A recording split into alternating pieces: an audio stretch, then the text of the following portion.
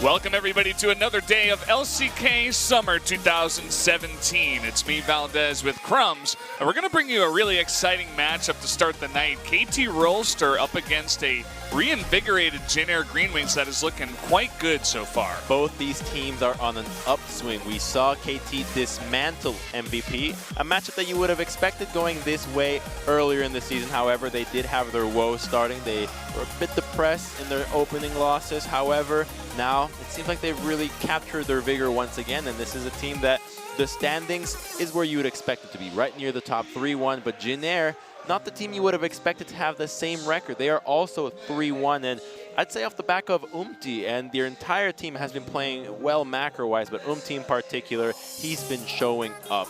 A turbulent season last time around, but through the back of the meta and great team play, he's been killing it. Everybody in the Jin Air booth was doing the same hand motion. I'm not sure what that is, but make your pancakes. I hope it helps them, whatever it is. But yeah, I think today is really going to be the first big test for Jin Air, because when KT Rolster, they got 0-2'd by Longzhu, right? Everybody was questioning, where is KT? They had also a couple of weak games against Africa, the Tigers. They dropped one game to them, but they eventually did win those series. But Jin Air, they faced against MVP, they lost against them, but then they beat the Tigers, Everett, and Longzhu. They looked really good against Longzhu, and Longzhu is a strong team, but I feel like tonight against KT, especially with the aggressive nature of KT's strategy, I think this is really a big test for them. You're right, they did beat Longzhu, but they had to sub out Khan in the top lane through some health issues, so you could have imagined that matchup going one way or the other. So it's understandable that that game was dropped. However, they showed incredible play macro-wise. They really understood their composition well, and I think that's what's making this team stand out for me, that they seem to really know the limits of what they can do, especially off the back of jungle picks and champions in the mid lane, such as the Galio, that just are so broken that I think that because both these teams have used them to such efficiency, we can finally get what we've been hoping for, which is no more Galio. Galio bans, kill pressure in the mid lane. Yes, and please. No more of the heroic entrance interrupting any jungle skirmishes. Much rather have the grand entrance instead of the heroic entrance. Would love to see a little bit more Rakan in my life. But here we go, right to pick ban for game number 1. We're going to start off with a Lee Sin ban, respecting or King T, as he's being called here in Korea more often. We even saw that in the pre-game show. They called him King T, so that seems to be his new Korean nickname. You have to be patient with riding the hype train. It's only been a couple of games so far, and while he has shown up, there's still plenty of matches left to be played. So if he can continue this performance, then his name as King T will be solidified. But for now, we'll have still some reservations. We'll definitely have to wait and see if he can live up to that title. And we do see an early Orianna ban here against Kuzan. Showing a lot of respect there. Elise definitely makes sense.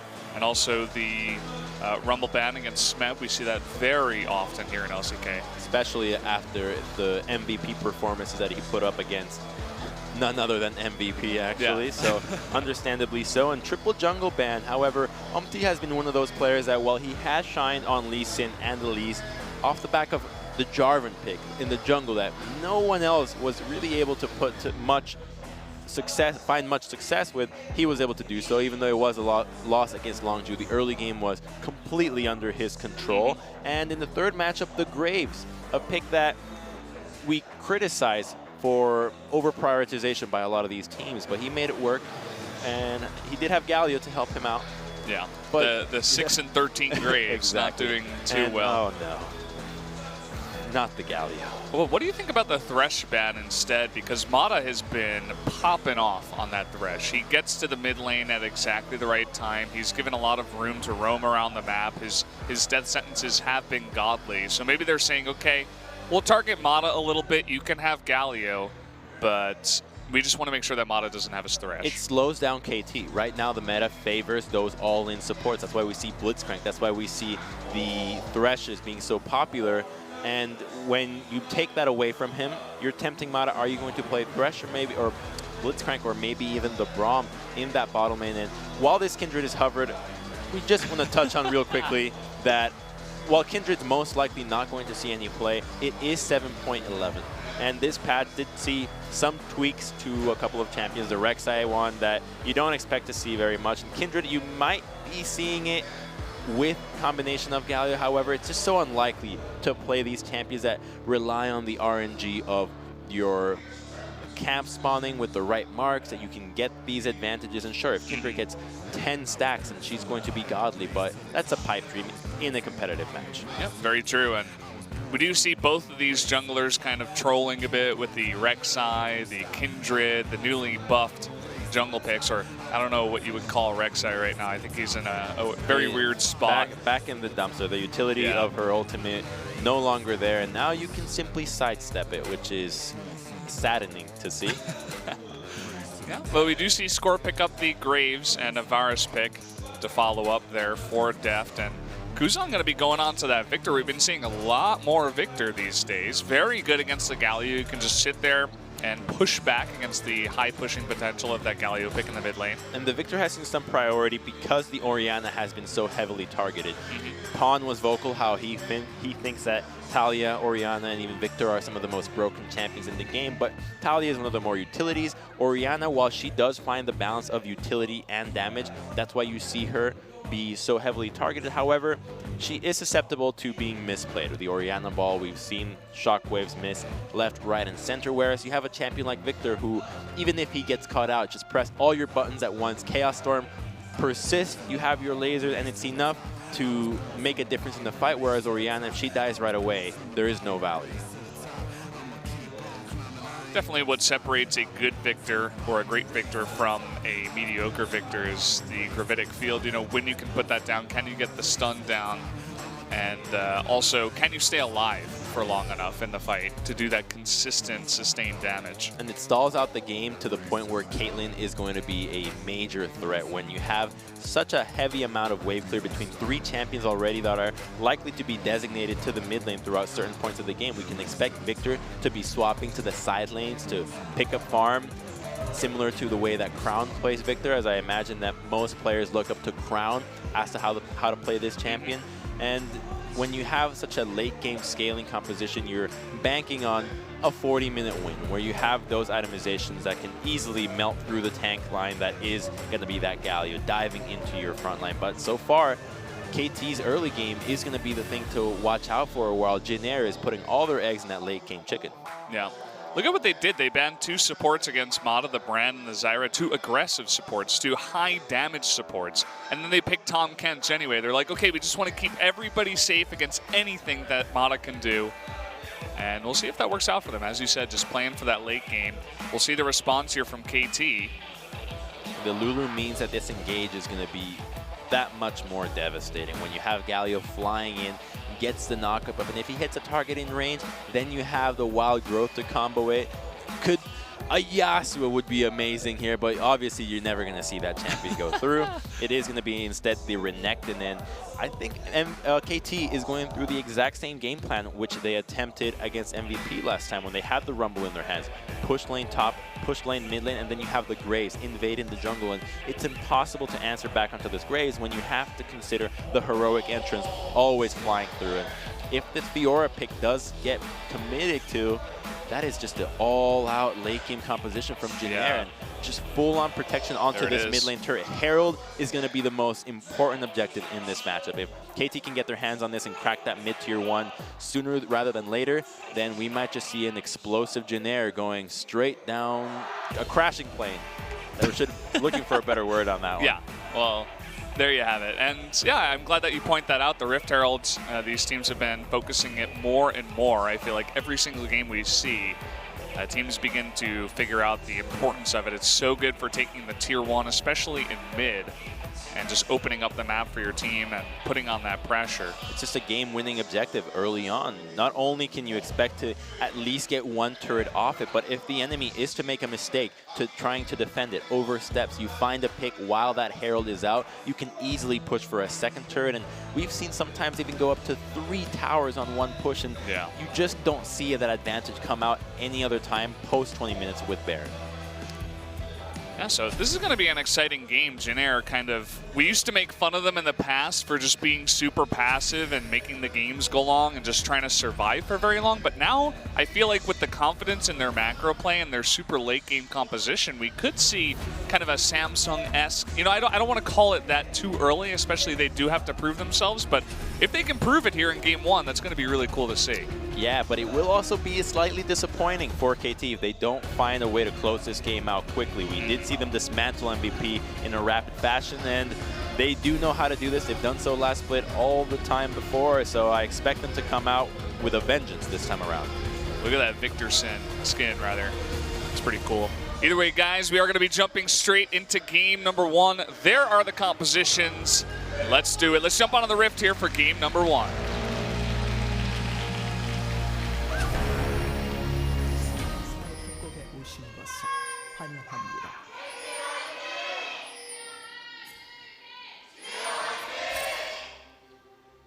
So how come in that loading screen, Gragas can have his cigar, but Graves cannot? Well, in the spring pick and ban, they actually showed Graves with the cigar as well. I think they brought back Graves' cigar in the end, but there's some hypocrisy there. Maybe they forgot about it. Does he actually have it in the in-game? I think he smokes 24/7 and is permanently drunk.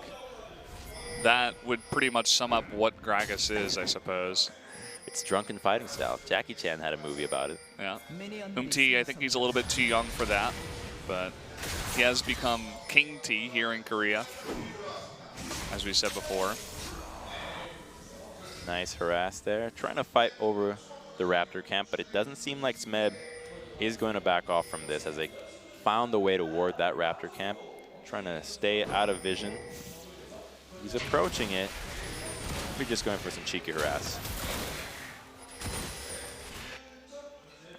He does, however, receive some backup from Kuzan, not letting his jungler fall behind, especially when you're the Gragas.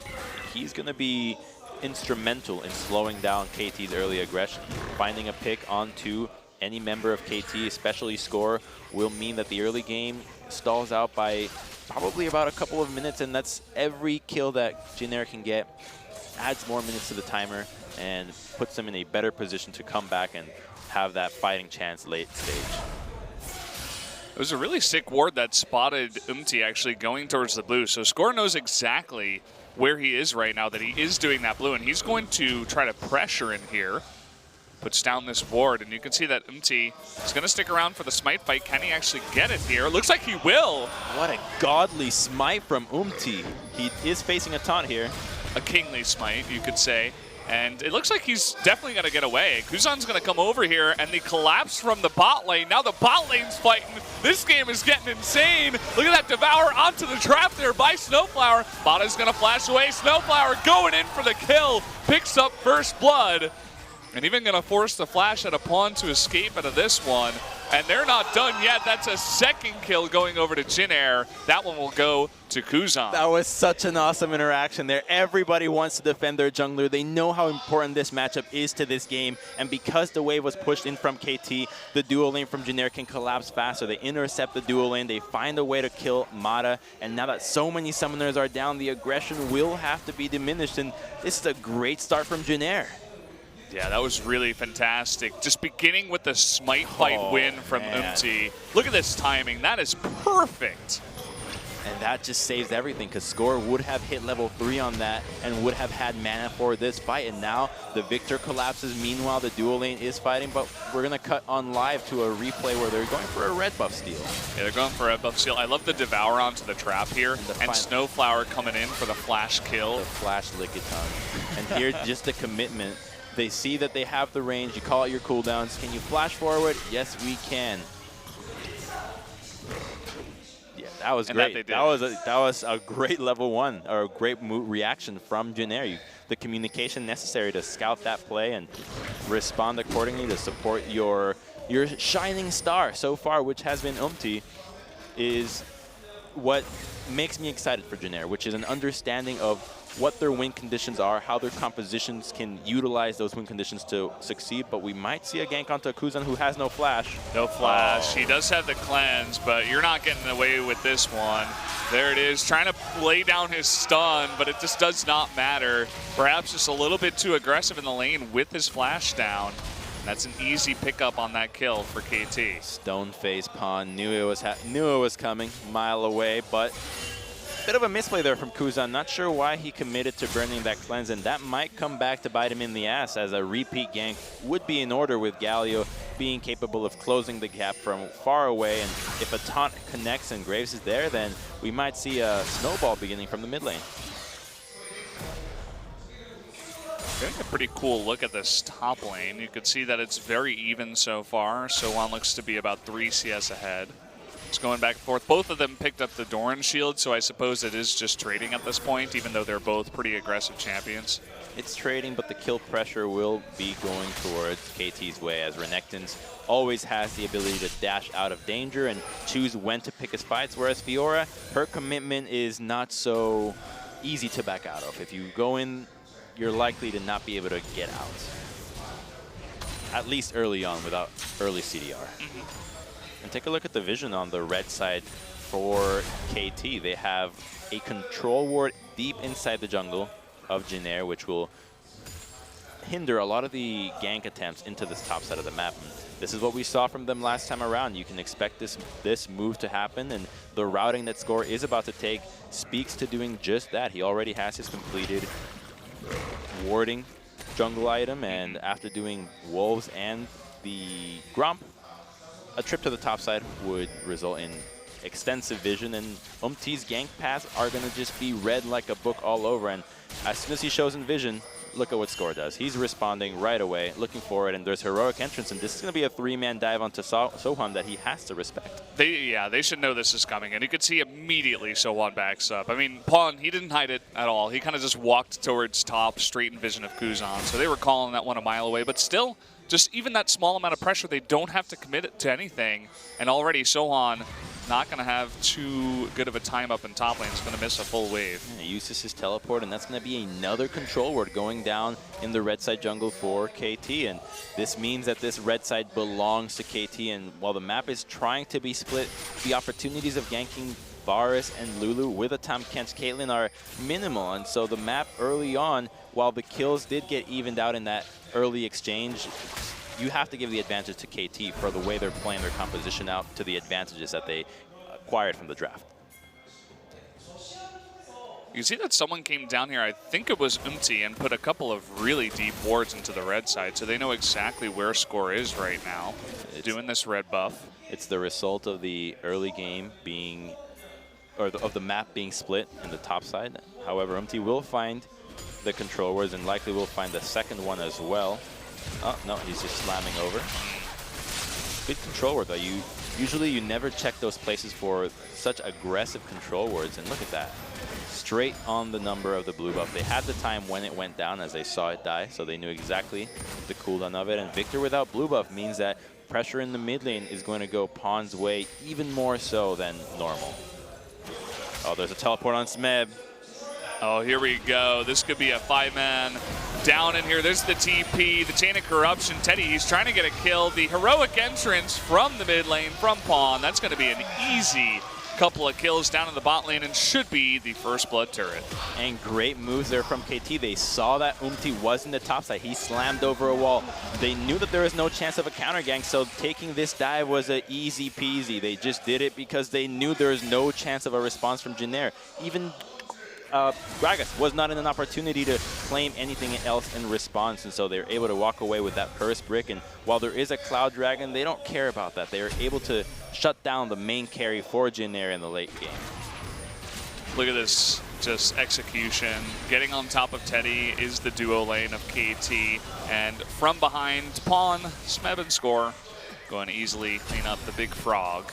They could have done it without burning the teleport from Smeb, but yeah, you have the failsafe, and now the emphasis is going to be on Sohan. What can he do with the teleport advantage? However, Fiora's TP is nowhere near as impactful as a Renekton's early on, especially for a tower dive. She's not strong enough to tank the turret nearly as much, or... Oh, he we go. Oh boy, Teddy, he's getting really frisky here up against Score. He has Snowflower, but a TP this time from Pawn, and Snowflower in way too much trouble. Going to go down here. Now Teddy's still on the run. Pawn, he does have his flash, but not going to commit. And this playstyle is exactly why Jin Air was banning out that Thresh. If Thresh were in their hands, this would have been happening way more often. However, even with the Lulu, they're capable of utilizing the Galio, of utilizing the double teleports that they have, and just completely throw Jin Air off guard. Their commitment to the late game is not working at all, as KT is putting the pedal to the metal and not slowing down. Yeah, now with the Rift Herald just spawning here, they have total vision control of the entire top side of the map. They could just push mid, or they could try to go for a Rift Herald and then go for the push mid. We'll see what they do want to do. We're looking at a Graves here for Score that's 3-0-2, so you can definitely easily take that out by himself with the jungle item. He's going to have the help of Deft, and you were talking about the most important objective on the map. There it is. Doesn't look like there's any pressure here from Jin Air. And even if there were to be, they know exactly what's coming their way. There's a plethora of vision between control wards, green wards, and pushing power in the mid lane. There is no chance of contesting this Herald, and Umti's just left wondering where he can affect these lanes. They don't have any kill pressure everywhere. Renekton, with Flash, with his dominance, is capable of playing safe against a Fiora for probably another 20 minutes or so until she starts getting some serious items under her belt. This is looking like the KT that we saw in spring that would go really aggressive and just take the early game and totally roll their opponents extremely cleanly. And I mean, Jin Air right now, they're having so much trouble dealing with any of the pressure. They had a nice early game, but that was about it. I will say, I hate the fact that you didn't ban Galio. I think it's been enough time to know exactly what the meta is. Herald is so important right now. Pressure in the mid lane has been the name of the game for years now, and now that you can actually have, oh, here's Galio with heroic entrance as well. She can't even turn onto this. Well, at least Sohan gets away.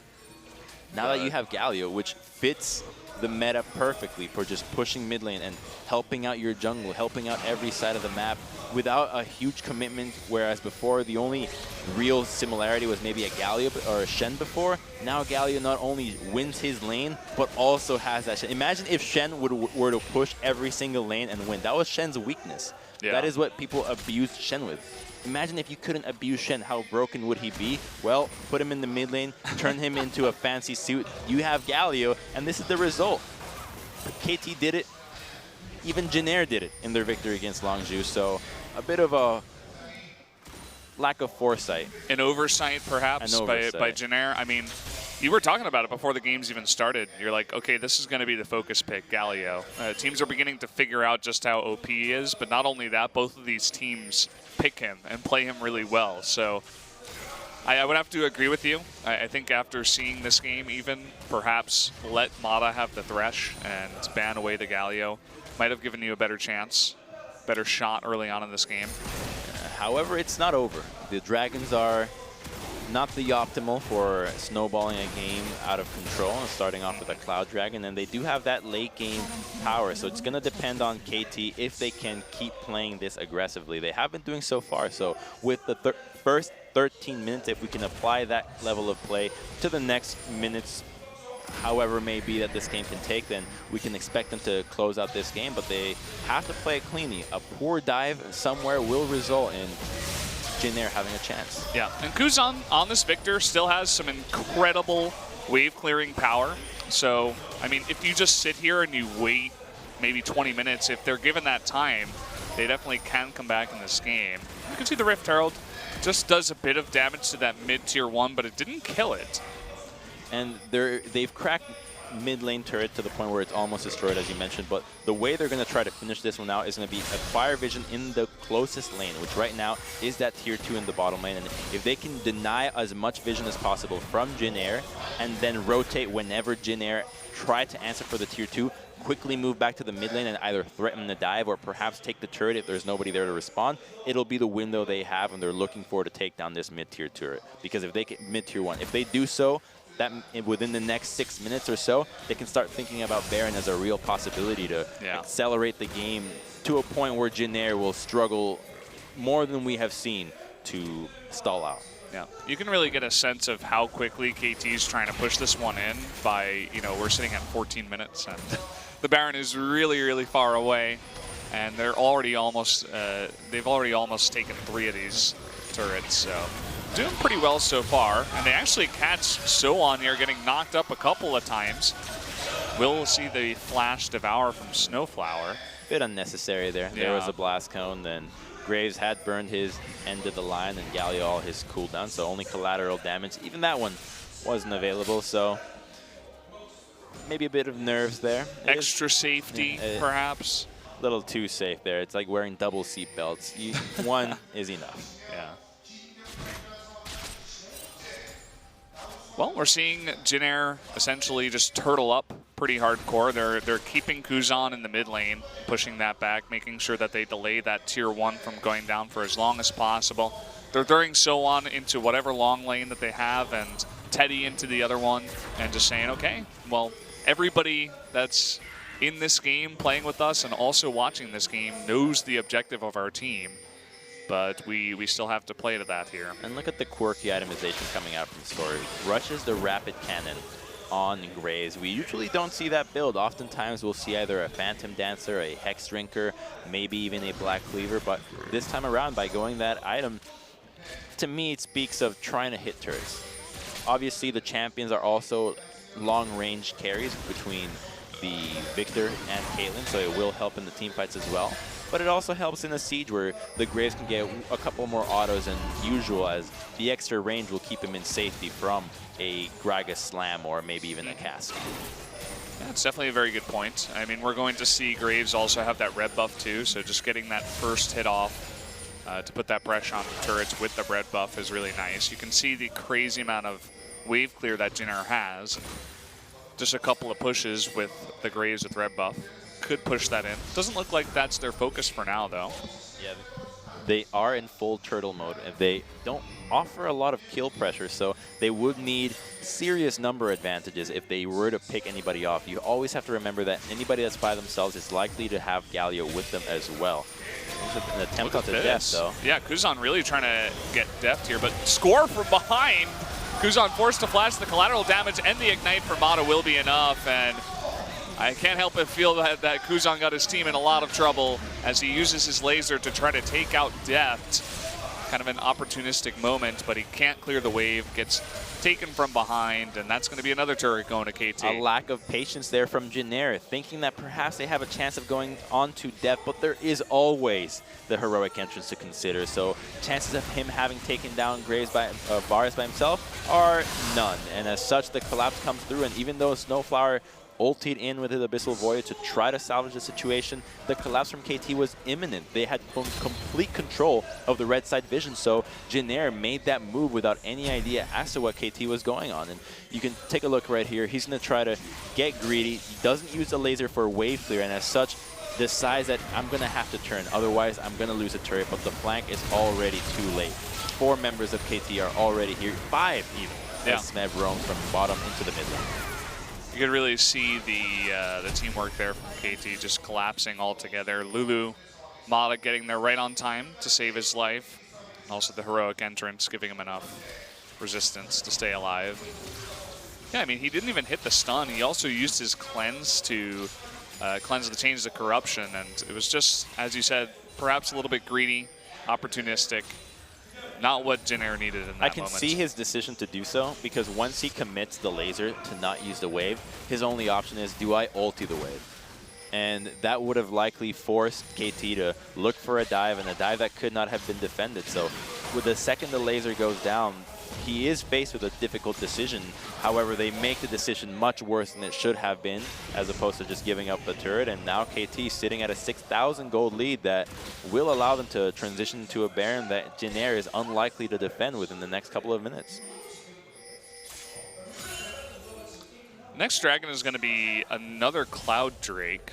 So, as you said, the Drakes aren't getting out of hand for KT. Not really going to allow them to snowball it super heavily. If it was 2 Mountain Drakes, they could take a super easy Baron, push in the turrets quite well against this Victor Caitlyn composition.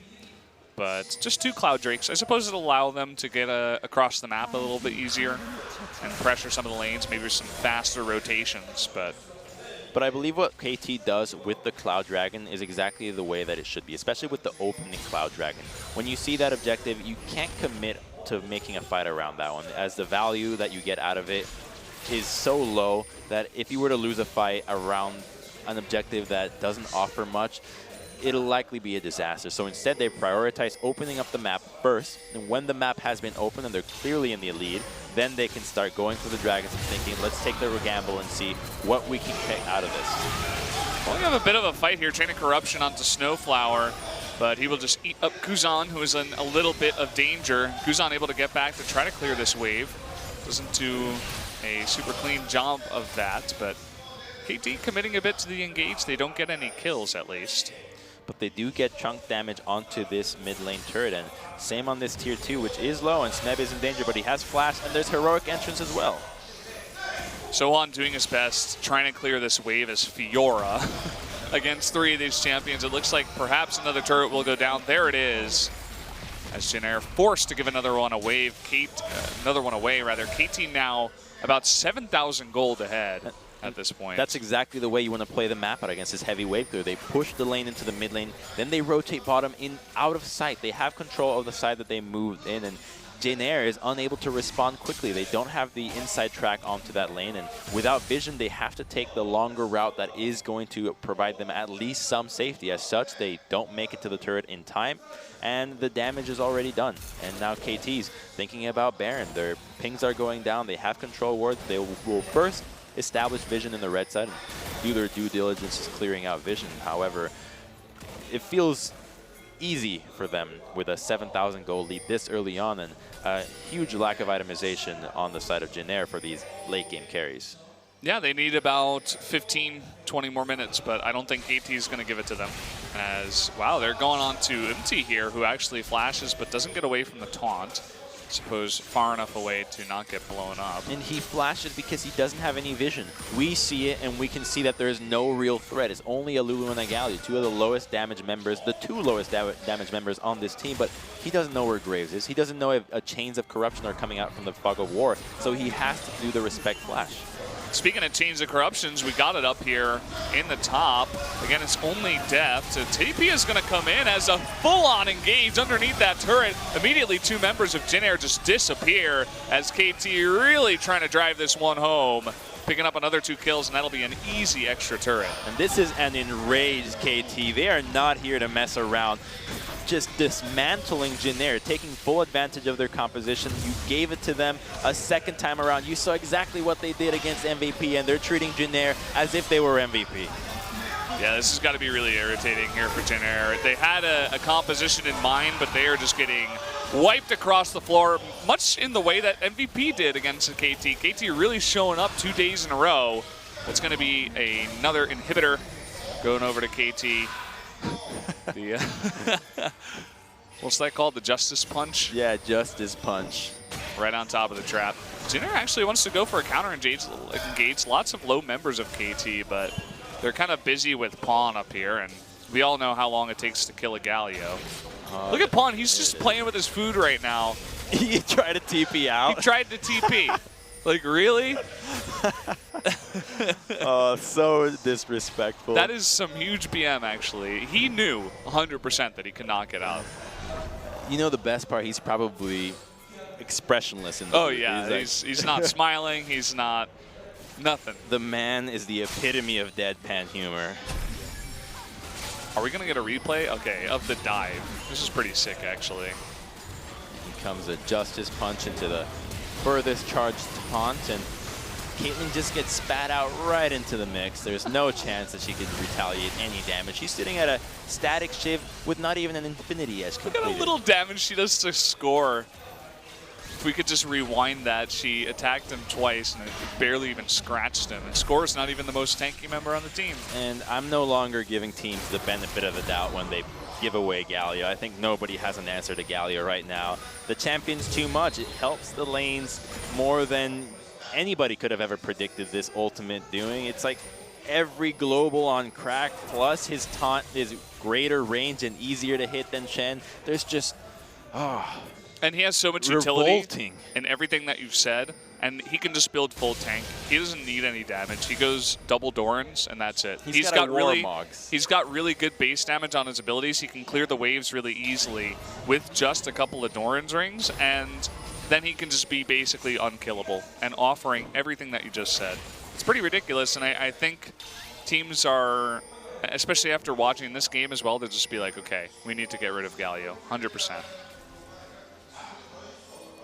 Look at the itemization it's forcing out of him. A Knight's Vow. He vows to never play against Galio ever again. He was supposed to be King T, but today he's just Knight T. Poor guy. No. He tried to do his best early on, but now it's just, look at him going head-to-head with this Renekton for Smeb. I love Renekton in these very aggressive compositions too, like you were talking about. He's so good at just getting on top of a member of the other team. He has so much kill pressure, even in lane, if you work with your jungler. And he's also really tanky with his ultimate. You can dive turrets pretty well. Oh, Caitlyn meets Renekton. Crocodile Dundee's coming in. Look at the heroic entrance right on top of that. Totally zoning out Sohan and Kuzan down at the bottom. Teddy getting 2v1'd in the brush. No one saw that. And Kuzan, he's trying his best. He will have to flash the wall. And at least they delayed the Baron for about 30 seconds. Might be Safari Caitlyn, but she's no Steve Irwin. That's the Crocodile just eliminates her. Smeb isn't done. All he has to do is be the bouncer for this Baron. You can't come in. Your ID is fake, Umpty. Missile Voyage from Snowflower. Umpty, he makes it over. Sohan actually is distracting this Crocodile. Umpty, he's got an opportunity here. He has flash. He's very, very low. They're delaying so much damage on this. You can see that KT's getting lower and lower. They're going to try to burst it. Oh, the flash over the wall here from Smeb. The failed flash from Umpty as he gets burst down from the Graves. And boy, let's see if score actually goes down with the Devour. It looks like he will. Sohan on the run. Pawn, look at how tanky he is. No one on that team can touch him right now. That was fantastic communication out of KT. Smeb saying, I got my stun, I'll flash over, can we finish it in that time? The team says, yes, we can. They do so, and they secure Baron. They don't want to take the 50-50. There's no need to do so. They know that this game is all but done. Yeah. Well, this was a very one-sided game. I was really actually excited. I was on the Jin Air hype train. I was like, oh, they're picking this really late game. Hype plane? Yeah, the hype plane. The Jin Air, they're doing really good. They're picking this late game composition. Maybe they can just delay the game long enough. And then KT's just like, nah. I guess tonight we do have to get excited about KT again. Although they do say never to say that. But I need to see them without the Galio. I need to see the no Galio zone. Then we're okay. But here's the replay. The great flash from Smeb. And they burst down the Baron during that exact same time. Blow everything. And Kuzan try to steal with laser. What else can you do? A laser onto a Galio at this stage is not going to do anything. So committing for the steal is the only saving grace that Jin Air could have gone for. Now they have to think about the next game. They are going to be in the blue side. So they'll be prepared to take the Galio if KT let them have it, but I imagine that they know better by this point. Third Cloud Drake will be skating across the map at this point.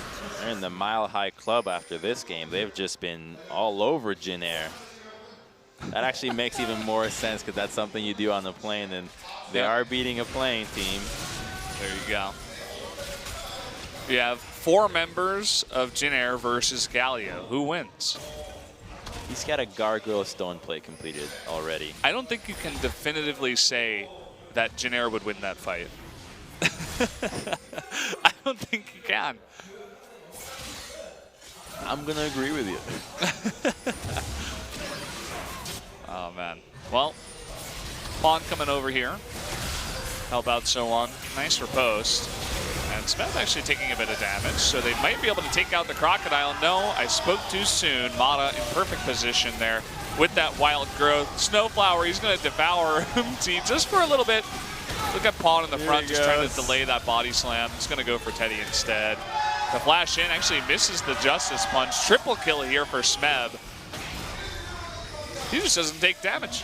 Yeah. They're just too far ahead at this point. I mean, Kuzan doesn't really have the items. They're trying. Smeb, no. Just feeding. He was the one kill away, the one giveaway last time against MVP, preventing the perfect game. And while the kill score might not say so, this game was practically perfect from KT. The kills, sure, whatever. They executed their composition phenomenally, and they dismantled Jin Air in under 30 minutes. They made that look really easily. I think, as you're saying, go ahead into game 2. Either leave Galio open for your team or ban it away. Because Jin Air will be on blue side this time, so they will have that opportunity. We might just see KT ban it out instead. Just enough is enough. We can't see more of teams giving away these champions. I think the meta has really been solidified already as to the top side and the jungle and the mid laner. You play around this side, you get that Herald. No matter how much you try to stall, Herald is your anti-stall tactic. The second you secure that objective, no longer can you bank on having a composition that can hit the late game, which is what Jin Air tried to do, and every single pick that they had was a scaling pick. Fiora, Victor, Caitlyn, Tom Kent for the later stages in the game as protection.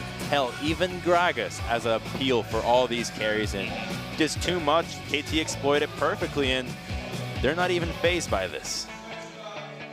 It's cool you mentioned the Rift Herald again. We might see more aggressive compositions become more of the norm here. We haven't really seen too many of these teams so far go 5 picks of late game, as you were saying, and even though Jin Air, they didn't really execute it perfectly. You know, Kuzani got out of position one time, getting a little bit greedy. I still feel like Galio plus the aggressive composition of KT just looked unstoppable in that game.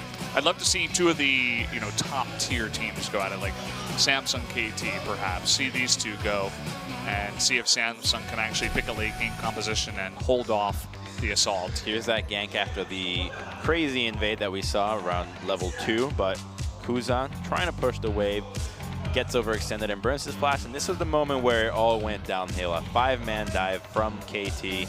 The 5 people, maybe not necessary, but it all was based off of vision. The deep vision they acquired in the red side jungle meant that they knew there was no chance of a return, and Jin Air trying to stall the map out here, gets a little greedy. Kuzan commits the laser and realizes maybe I have to all in. Immediately gets collapsed on, and that's 5 members of KT collapsing onto this turret. They had full control of the lanes, full control of this game at seemingly every moment, save for level 2.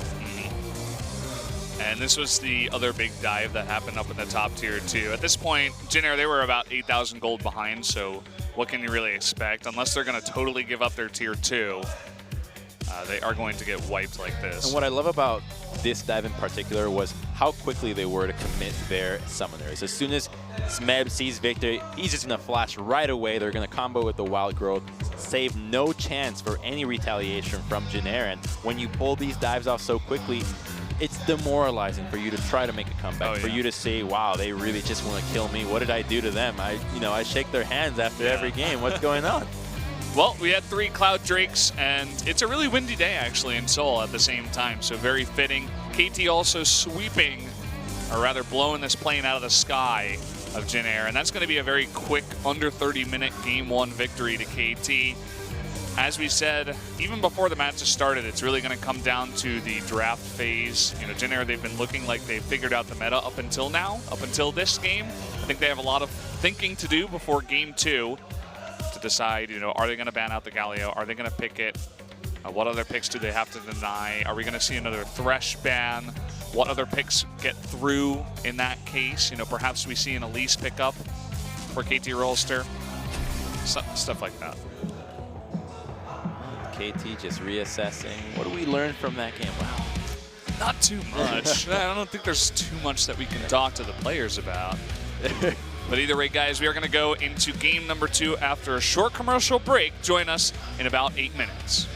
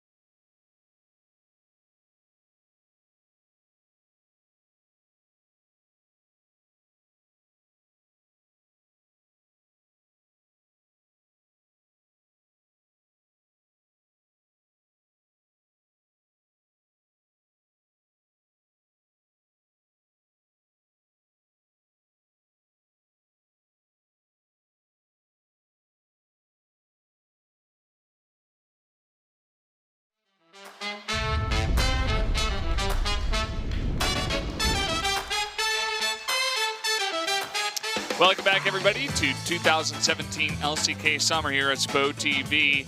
We're in the midst of KT Rolster versus the Jin Air GreenWings. It's right now 1-0 in favor of KT. A very fast game, just about 29 minutes. They swept the floor with the Jin Air GreenWings. The MVP is going to be Score. Great Galio, or great Graves. Sorry, whoopsies on that one. Maybe you said it too many times, but yes, the Graves was played exquisitely here in combination with Hans Gallia, being able to invade and acquire vision for his team, left, right, and center, spearheading so much of the aggression that led to the plays that opened up the map for KT and allowed them to close out quickly. Here's another one in the mid game where Kuzan oversteps, but Score is right there. From behind, the collateral damage right on point. Ignite takes him down. They don't want to show any more of his MVP clips. They're like, oh yeah, he's gotten enough of the spotlight already. We get the idea. Yeah. But the one story that we do have to mention here on your screen is Ixu being subbed in. He's actually been the main top laner for Jin Air this split so far. Last time we saw Sohwan, he had previously only played 2 matches in their 2-0 victory against the Ever 8 squad, where the 2 Jarvan games were pretty solid. However, a performance that might need some shaking up. Not his fault, but they put him on Fiora. So subbing out for the main starter here from Ixu, and we might see some Kled, a pick that allowed Jin Air to beat Longzhu, a team that did hold their own against SKT in one of the greatest games of League we've had, maybe in the last couple of years. It was an exceptional game. So I love this substitution. I actually expected Ixu to have been the starter, but we will get him this time around, and maybe he'll breathe some new life into Jin Air when they take away maybe the Galio. Fingers crossed. Can we see Galio get taken away? We can go to game 3 without any Galio. I hope so. And have a real... Speaking about what Ixu has played here, he's played 2 games of Kled, 2 of Jace, 2 of Sejuani, 1 of Gragas, 1 of Jarvan, and he's 2-0 on both Sejuani and Jace. Those might be focus picks for the new player coming in here for Jin Air. Now the Thresh ban does make some sense on blue side for Jin Air. The Lee Sin, making sure that does not have that pick. Capable of getting multi-man kicks with consistency is something that can do, and makes Lee Sin a powerful threat in team fights, which is not something that typically the champion is known for. So making sure that it's not there, as the variables to account for Lee Sin are too many when it's in the hands of a powerful player. And speaking of recognizing power, KT recognize that Galio is the most broken champion in the game right now, and they ban it away. I think that means that if he wanted, he could potentially get Elise here, because you could ban something else, maybe, I don't know, the Rumble against Smeb, and then KT's forced to ban Zac, and then you open up something like Elise for you. It seems like because we haven't really seen on Elise too much, they're just going to take that away, looking for another pick. But Jin Air is a team that, with the jungle pool being taken away, at least the strongest junglers right now, they don't have issues with taking other matchups. They did try their hand at the Jarvan with some success, even though it did come at a loss in that Jarvan jungle game. They can play other champions, and I think they'll prioritize lane power here. We might see that Caitlyn being taken away early on. However, her resurgence has been at the hands of teams trying to survive to the later stages in the game. That's why Varus and Ashe are the 2 most played AD carries, and instead we will get that Graves coming out of He looks devastated. Whoa. He's like, God damn it, I have to play this terrible champ. But yeah, that's a very interesting first pick, and that went down to the wire. I don't know if that's the best pick that Jin Air could have hoped for. There is Kha'Zix still available, which we can see likely to come out from Score, also Gragas in the jungle, but we're touching about the AD carries. Varus, Ashe were the 2 most contested, most picked champions in the LCK, I believe was the stat that we had 3 days ago, and now with Varus and Ashe, the reason why these champions are so important is because the mid-game, their ability to make picks and fight and take advantage of people getting out of position is so invaluable that it lets you control the tempo, which is not something that Caitlyn does. Caitlyn really relies on making sure that you hit your item spikes, that you farm and you are safe and protected. So it doesn't open up the map for the Caitlyn player to make any plays happen. And so Jin Air are not going to commit to it. They'll take the Graves, and Kled making sure that they lock this pick away means that top lane will have some pressure, or at least not as susceptible to being backed off from a turret such as a Fiora last time around. Yeah, I do like that pick for Ixu. New player coming in here to sub in for the top lane. But again, they did give Smeb his Rumble. I am definitely a little bit worried about that for Jin Air. He showed some pretty sick equalizers up against MVP. Another pick that we've seen be picked a ton of times here is Xayah. Not as much as the Varus and the Ashe, but definitely seeing some play.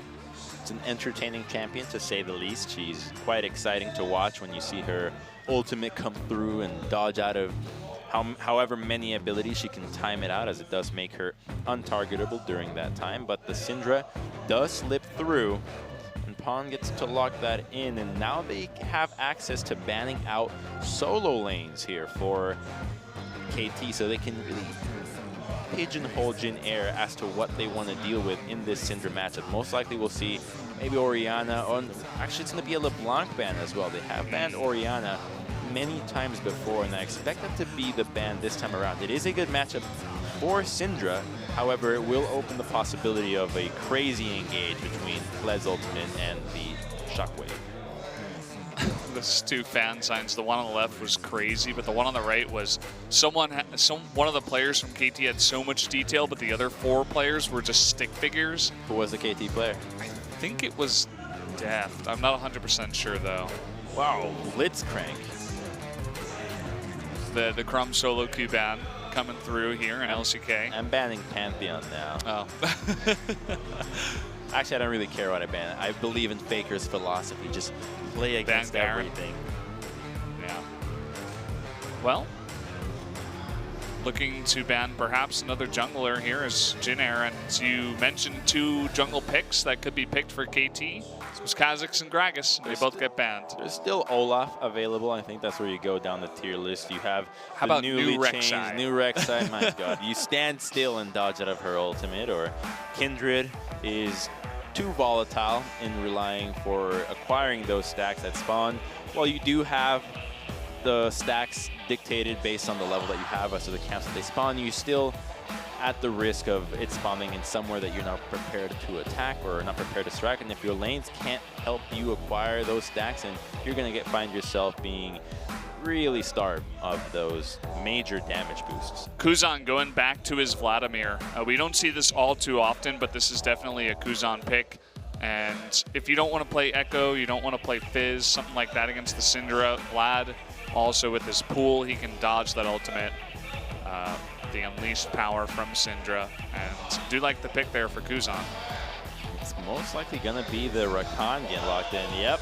Nice. Gonna have Lovers bot lane and Blood in the mid lane. So questionable lore themes there from Jin Air. However, I'm a bit discouraged by their draft. I felt like they had more options, and yeah, the Olaf will be locked in. You really don't have anything else to go for at this stage of the game. It does make sense. You can get obnoxiously tanky when you're dealing with so many physical damage threats with Ninja Tabia. Is that even though they did get tweaked by a 2% change, it's still a significant reduction in that physical damage. And KT's pressure early game is immense. I'm wondering what Jin Air is planning to do. They have no control over this mid lane, where you have a no CC jungler and a no CC mid laner against the most heavily contested mid laner in the game. I think Kuzan's just going to be sitting back and trying to farm. That's exactly what happened last time around. And look Yeah. at what KT did. They dismantled them. They took them apart bolt by bolt. Every turbine was ripping the set doors and aside. the windows off. Hope they got seats in the emergency aisles, because I don't know how they're going to get past the first couple of minutes in this game. They just have the bot lane would be the pressure point for Jin Air, and something that's as telegraphed as that from the very get-go is exploitable. Definitely is. I'm curious to see how the Olaf will work out here for score too. I mean, MT just picking up that Graves as a first pick ahead of everything else, even with the Syndra available. Just wanting to get that Graves on the Rift. Well, Olaf is not a bad pick. He's just extremely situational, and this was the situation to do so when you have so much setup from all your lanes and you need a tank. Yeah. Well, there you have it, guys. One final look at the compositions here before we do jump into the game. For you guys who are joining late, of course, Ixu is subbing back in, taking out So-Wan. We will see that Kled once again. So let's jump into game number 2 right now between KT and the Jin Air GreenWings.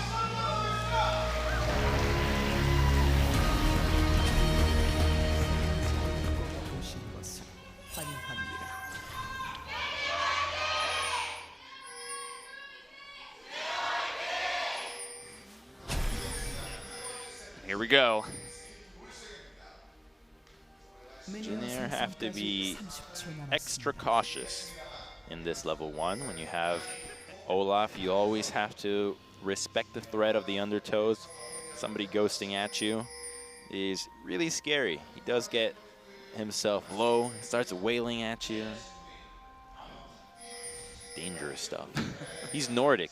Sounds like you've had nightmares about this. Oh, I make those nightmares. I always ghost in level 1.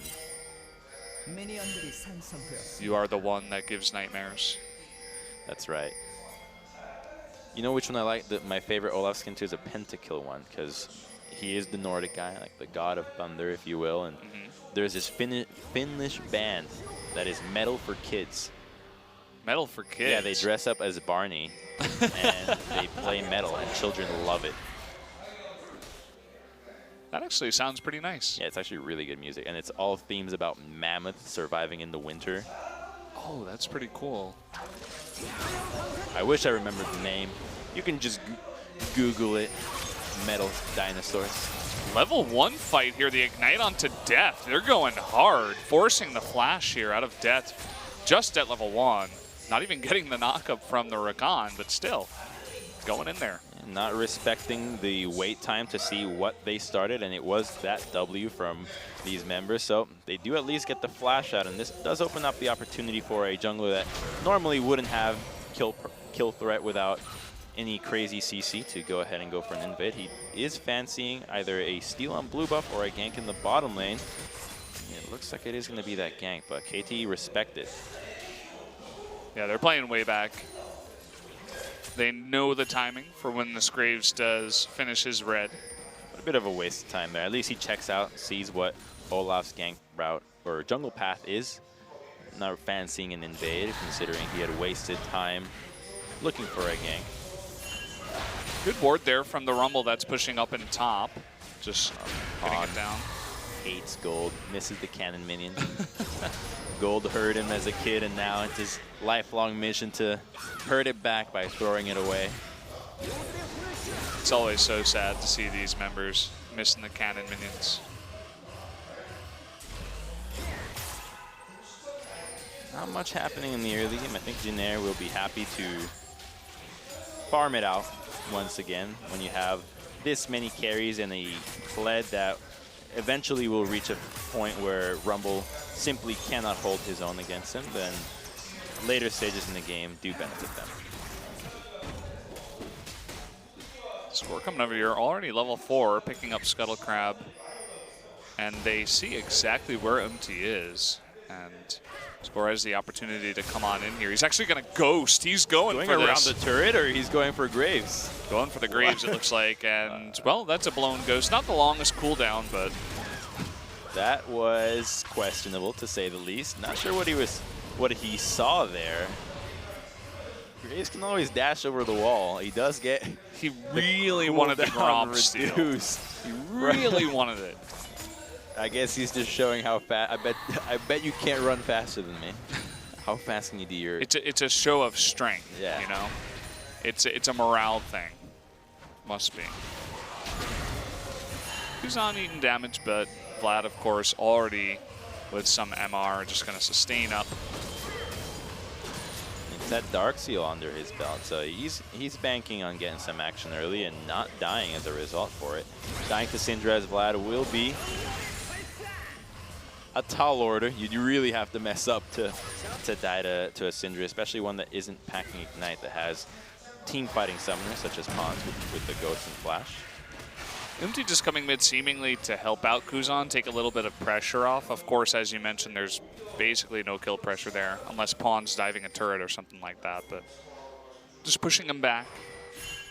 Another good invade, clearing out those control wards. Uh-oh, Umti, he gets undertowed and stunned, forced to flash the wall. And there's the flash from Pawn. Actually dodging the Q is Umti, and no follow-up there, so Pawn missing that Q is not going to pick up the kill. And not enough mana there to use more abilities from him, and it's going to be that Storm Raiders proc from Umti that allows him to get out of range and get into safety. And this mastery is so broken right now. Junglers like Kha'Zix and Graves can make the most out of it, and just when you think you've caught them, they can use it to escape or offensively as well. You face check a brush and getting out of their situation. Oh, no. Oh, Oh God. gross. No. But yeah, as you were saying, the Storm Raiders proc seemingly gets caught out, but nice flash over that thick wall. And then Pawn following up, and just Umti standing his ground even. Stand and deliver. Good old Spartan Umti. Smoking the cigar, as he does. What is the smoking age in Korea? Is it 18? I think it's 18, yeah. Or 19, Korean age. Not 100% on that. You gotta explain that to the viewers. I don't think people know what that's about. Well, Korean age, when you're born, you're 1 year old. You're not 0. And they also do age based on the Lunar New Year. So after that passes, you gain an age. And then after your real birthday, you also gain 1. It's kind of hard to explain. You've confused me already, I've even though I definitely knew confused it. the hell out of everyone in the chat, but it's confusing to start. So generally, when you're, you know, I'm 25 right now, but Korean age, okay, Snowflower almost dies. I'm 26, but when my birthday passes, I'll be 27. And then when the new year passes, I'll still be 27, even though I've already become 26 in, you know, real age, international age. And then once my birthday passes again, I'll be 28 Korean age. This sounds too much like math already. Anyway, let's get back to the game. We got Umti coming up here. Smeb, he still has both of his summoners. And will he burn that flash? There it is. The flash in from Ixu does get that bear trap on a rope, and there it is, first blood with the collateral damage coming out of Umti that is secured for Ixu in the top lane. Great gank there from Umti. Sees the opportunity, used that Storm Raiders passive to make sure that his movement speed keeps up, and most importantly, he holds onto the abilities so that Smeb flashes first, is near a wall or in a location where he can secure the damage and then goes for it. Had he used collateral damage, had he used end of the line sooner, Smeb would have likely flashed and survived. And that kind of presence of mind to know to wait for the opponent to commit to a path, to commit to a location where he's going to accept his death is imperative in securing a first blood such as this one. Yeah, it's really good for Ixu in the top lane. You could see just getting pushed in over and over by Smeb. Wasn't doing wonders for his CS, as he is quite far behind the Rumble in the top lane. So going to pick up that first blood kill. Lots of gold handed on over. And it's all from being able to find Umti early on. The second they saw him in the bottom side of the map, he knows he can just push the Kled relentlessly, and Kled doesn't have enough kill pressure by himself in this early stage. Smeb did go with that Ninja Tabi, and he's just going to charge out of here, but he doesn't have flash. Yeah, he doesn't have any of his summoners, and he's being chased down by that Olaf. He needs to hit the plant, but he takes Olaf with him. Trying to jump the wall. He does! Nicely done there by Ixu on the escape.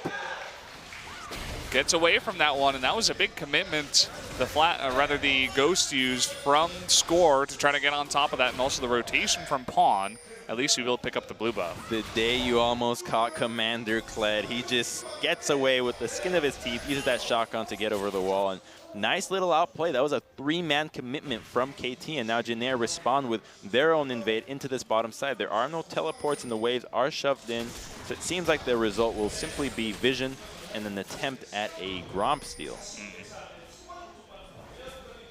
And we don't really talk too much about Ixu in the top lane. I mean, he's not the most flashy player, but small plays like that remind you about why they put him back in, why he is the starter for Jin Air. A very solid player. That's one thing you can say about him. I think the reason was also the champion as well. The Kled, game 1 against Longzhu looked shaky. However, in game 3, it improved to a point where he was leading the charge in a lot of the invades, not in a lot of the engages, literally with his ultimate, as you would expect a champion like Kled to do so. And because it is that blue side, I think they had committed already to say, you know what, we know our bans, we know that we're going to go ahead and first pick this Graves. We expect KT to lock away the Rumble, considering how important it has been for Smeb, and they think, what champion do we want against Rumble? Well, let's go ahead with Kled. Who is our best Kled player, Ixu or Sohwan? They say Ixu. All right, Ixu, you're in.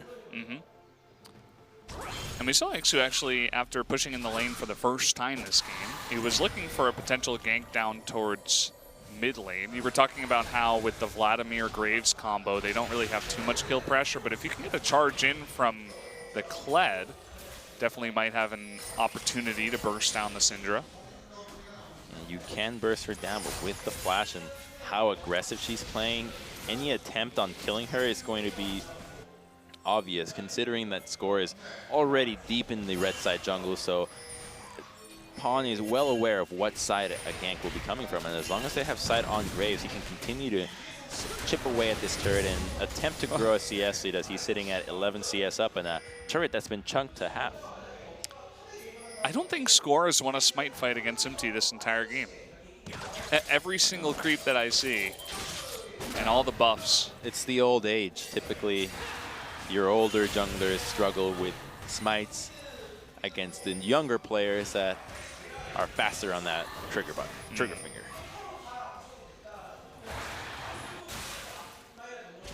Well, showing in this game, if that is the case. Score going to have to make that work a little bit better. Lurking around, just providing some extra coverage for Pawn as he shoves out this wave. It's likely that Pawn will want to base after this one as well. He's full HP, so maybe he's got some items that he wants to purchase. Sit in the brush, and there it goes. So most likely will return to the lane with his completed Morello Nomicon, and that's exactly the synergy that you don't talk about much between a jungler and a mid laner in helping each other recall, as the time when you're shoving that last wave in before you base is the time where you're most susceptible to getting ganked. That's a time where you're thinking, one more wave and I just need this extra much more gold, and you overcommit, you have an oversight in who could be ganking you at the time, but when you have Score right there, your jungler waiting for you and allows you to get that extra greed in to make sure that your recall is perfect, then you get your right item timing, and now he's back in the lane with a great item spike against Vladimir. Look at this rotation into mid by KT. 4 members going into the mid lane, trying to push in that weakened mid turret, but an immediate response from Jin Air. And so nothing happens. Even Ixu, the second they saw that, he was already making his way down into mid. This turret's been taking slow punishment from the minions so far, so they know that if they open up a window for KT to just chip away at it, it'll likely go down quickly, and we know how much damage a mid-tier 1 going down early can cause, especially when there is a mountain dragon as our first dragon. Last game, it was that cloud dragon that didn't really amount to much, so KT focused more on the dive. So this time around, their composition drastically different. They have to look for more creative ways to approaching both Dragon and the Tier 1, as they're no longer in the blue side and no longer with pressure top, as Kled can just push and rumble. So Herald, not a viable objective for this side that they're playing in. See Score coming down here. He's still level 8, so can't bring that scanner with him, but trying to clear out as much vision as possible in the river, preparing for that Mountain Drake. This is the pushing in that you were talking about in the top lane. Once he has his Tiamat and it becomes so obnoxious. He just sits there, hammers away, hacks away at the minion wave, and all you can do is sit there and try to farm. And Smeb doing a great job of last sitting and answering back. Rumble's one of those champions that, for the first couple of levels, does struggle with last hitting on their turret. Flame Spitter, the ticks on it can be difficult to manage, but an experienced Rumble such as Smeb seems to have no difficulty when it comes to last hitting on their turret on this incredibly powerful pushing champion. Here's Score again, and the bot lane of KT. They're trying once again to push in this mid lane turret. Oh, the pull used here by Kuzan. Pawn, he was edging in on top of that turret, looking potentially for an unleashed power, but nothing happening. It's just chip damage. Every single time they go for it, they get that turret lower and lower to the point where all they have to commit is a couple of people for one wave, and they will result in an advantage. Here they're maybe considering a Rift Herald, however, an opportunity topside might be presenting itself. It looks like Smeb was trying to come from behind onto Ixu. This is hilarious. Both dual lanes just following each other to the top side of the map. They're just not letting each other either go for the Rift Herald or attempt that first brick. Yeah, I mean, KT, they want to abuse the advantage they've got early on, and Jin Air wants to stop them. So everybody here in this game is on the same page.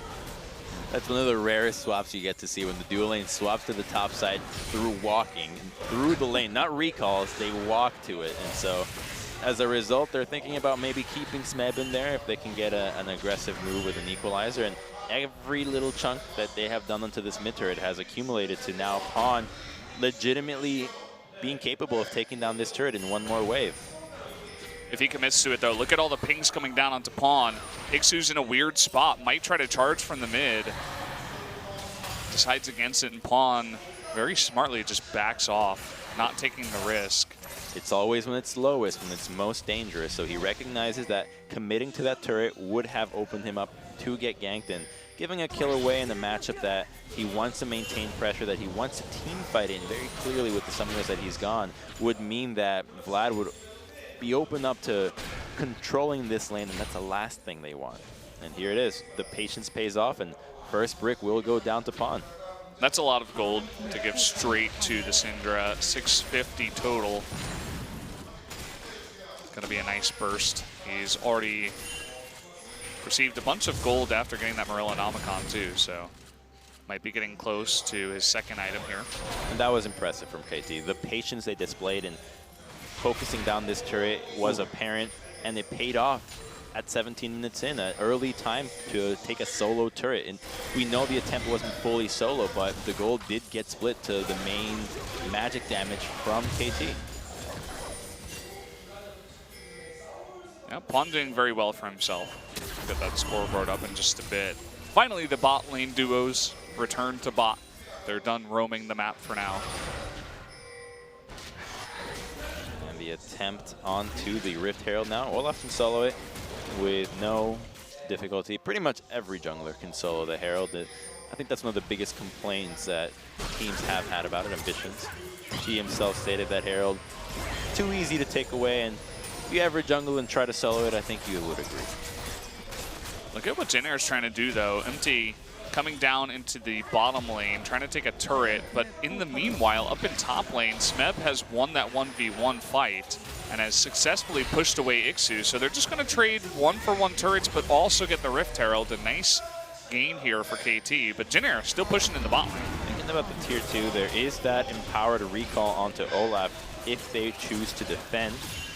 However, the wave clear between Zyra and Varus is too much to handle, as the pushing power of these short-range AD carries this early on is just not quite there. Jin Air trying to get as much value out of this move as possible, looking to take the Mountain Drake. You can see some pings around the area for KT, but it doesn't look like they want to commit to this fight, so they will just give that Mountain Drake over to Jin Air. So they walk away with a good objective here, and not too worried about giving away that Herald early on. It can be used to take out that bot tier 1, which isn't a meaningful objective now that the first dragon has been taken out. It will only spawn long after Herald has dissipated, and mid lane turret did go down already, which is the one that we typically see the Herald being used in. So Jin Air shouldn't feel too compelled to defend this turret with their lives, as both teleports are up, and the Liandry spike on Rumble is a real possibility with 2 wards being placed behind the turret. Yeah. Look at this. Rift Herald coming out. Actually getting the interrupt onto Score, so that will not come out here. That was a great interrupt. That's pretty huge. Unlike what we saw from Septed the first time we saw it in the LCK, where he gave his life on Galio as well as Flash. It's only the Rakan, while his Flash is an important tool, it doesn't seem like they're going to eye a fight out any time in the near future as the objectives haven't taken, and here comes Fled. Jin Air, they want more. The teleport is coming in, but look at that huge engage on Tabata, who's actually able to flash to safety. Equalizer coming down, hitting Teddy pretty hard there. But look at Kuzan up top, trying to go 1v2, forced to flash away. And there is no kill for Jin Air on that engage, but they do get the teleport. And just Summoner is blown with almost every member, and now Jin Air will have to concede this tower. Staying here will be a risk. They are going to consider it. There is the equalizer that is down, so they have that advantage, but the turret is low in itself. Their poke damage is going to be too much to deal with, and Teddy doesn't have mana. Oh, Ixu, he gets locked up by too much CC right in front of the turret, nowhere to hide. I wish they could hear me. I said to back off in there. Syndra's not even there. Now she's coming down. Pawn looking to get into this fight. The double stun, and she's still got Unleashed Power going to be used onto Umti. That's going to be an easy kill. Kuzan, though, looking to trade here, will pick up the Olaf. Trying to get onto Smed. There's a double kill. Kuzan beginning to pop off quite a bit on this Vladimir. Looking for the knock-up onto Pawn. Pawn flashed away to safety. Kuzan does remain. And the overcommitment from KT gets punished right away, and this is exactly where the kills that Jin Air want are going, to the Vladimir, 2-0. If this guy gets going, Syndra's not going to be able to deal with him. The Rumble certainly will not be able to take him out, and Jin Air still with a fighting chance. They seemingly overcommit to the bottom turret, but KT answer right back and say, we want to keep this game competitive. Let's make sure that we get the best training out of this one. You can see what happens to Ixu. Gets locked up by Zyra, and then an easy chain of corruption right after he hops off Skarl. Nowhere for him to run or hide. With KT, they don't have a wave, so they commit to this chase now that Pawn is coming in. I believe they might have been able to only get Umti with the ultimate, and no, just going for Umti was too much. Great position there from Kuzan, seeing the opportunity, takes it right away, and with the empowered Q, finishes that kill onto Smed. Good dodge with the Storm Raiders too. Probably the Ghost to help out, not taking too much damage. Gets in position. Yeah, the stacks from Vladimir are starting now. 4 stacks onto that Dark Seal, and a couple more kills will make him a real threat that has to be accounted for, that Syndra will struggle to kill. Equalizer comes down here, but they're still going to get the turret, so worth it in the end. I suppose he picks up some of that gold, but it is a 1-for-1 trade, but the teleport from Ixu does get committed. Nice save. They're trying to close that gold gap any way they can. This means that they're not going to be looking for any crazy fights in the near future, as Smeb's teleport will be coming up sooner than Ixu's. But overall, the way that Jin Air is playing this map is intelligent. They are taking objectives whenever they can, defending them whenever they can, not worrying too much about the upcoming minutes and saying, we want gold now, and that gold is going to allow us to get to the point where we're going to feel comfortable with taking a 5-on-5, which isn't right now. You can see KT pinging a lot in the bot lane. They really want that bot turret. It is quite low, and with Olaf, Score on that Olaf coming down here to support Smeb, I think it should be an easy take. See if they commit to a kill onto Ixu, who seems to be the one that will try to defend. He got greedy. He was going for for taking those doubles without clearing the wave. And when you clear the wave, you force your opponents to back off or commit to a position where they can get collapsed on. But without clearing the wave, then that attempt on that teleport to defend that turret goes in vain. So Jin Air needs to make their moves really speak to the holistic message that they're trying to send across in this game. If not, they'll use teleports again and again to little to no avail. I always love looking at the minimap and seeing exactly where Ixu is on this Kled, because we've seen so many plays where Kled is pushing the bot lane and charges into mid lane and sets up a huge dive onto a turret. And just the engage potential from the champion is always very exciting for me. He has to be careful here. Not everybody on Jin Air can follow up on a crazy dive from a Kled charge. The biggest thing that we've seen as a tool to prevent these heavy engage comps that often come out when Galio, Kled, and Rumble are in the mix is the Stranglethorns from Zyra. A big Stranglethorns in a choke would mean that the short-range carries of Graves and Xayah are not going to be able to participate and deal damage, considering that all Score has to do is just not put himself in a position where he will be harmed, and everybody else from KT should not suffer any damage from these two members. So we have another Mountain Drake that did spawn. You can see that for now there's not too much vision around it. Looks like Jin Air has the most, but both teams grouped up 5v5 in mid. We're going full ARAM here. Both teams are fairly spiked. You have a Zhonya's and Leandri's completed on the Rumble. The Randuin's onto the Ola, so he just has to watch out for Graves and Xayah. And then you have the Banshees completed on both mid laners, with their first core item being that Proto Bell and Morellonomicon. So they're both powerful, but the equalizer from Smeb, we've seen how good he can lay these down, and it always makes a difference, even when the items are seemingly the same. Juan forced to go down into the bot lane to push that back, as both lanes were pushing in favor of Jin Air. Jin Air not really able to find any advantage through that. In fact, I think they've taken more damage being poked out by this Rumble here, comparatively. For now, KT will have control of the Dragon Pit. They need to let Kuzan lifesteal off a wave, use that spell vamp, charge up his Q, and get ready to take a fight. At this HP, a fight that KT starts will go their way, and so they recognize the situation, and they're going to start this out. Kuzan does have a flanking position. Oh, they're going on this. Okay, the charge coming on in. It will go over to KT, but can they win the fight?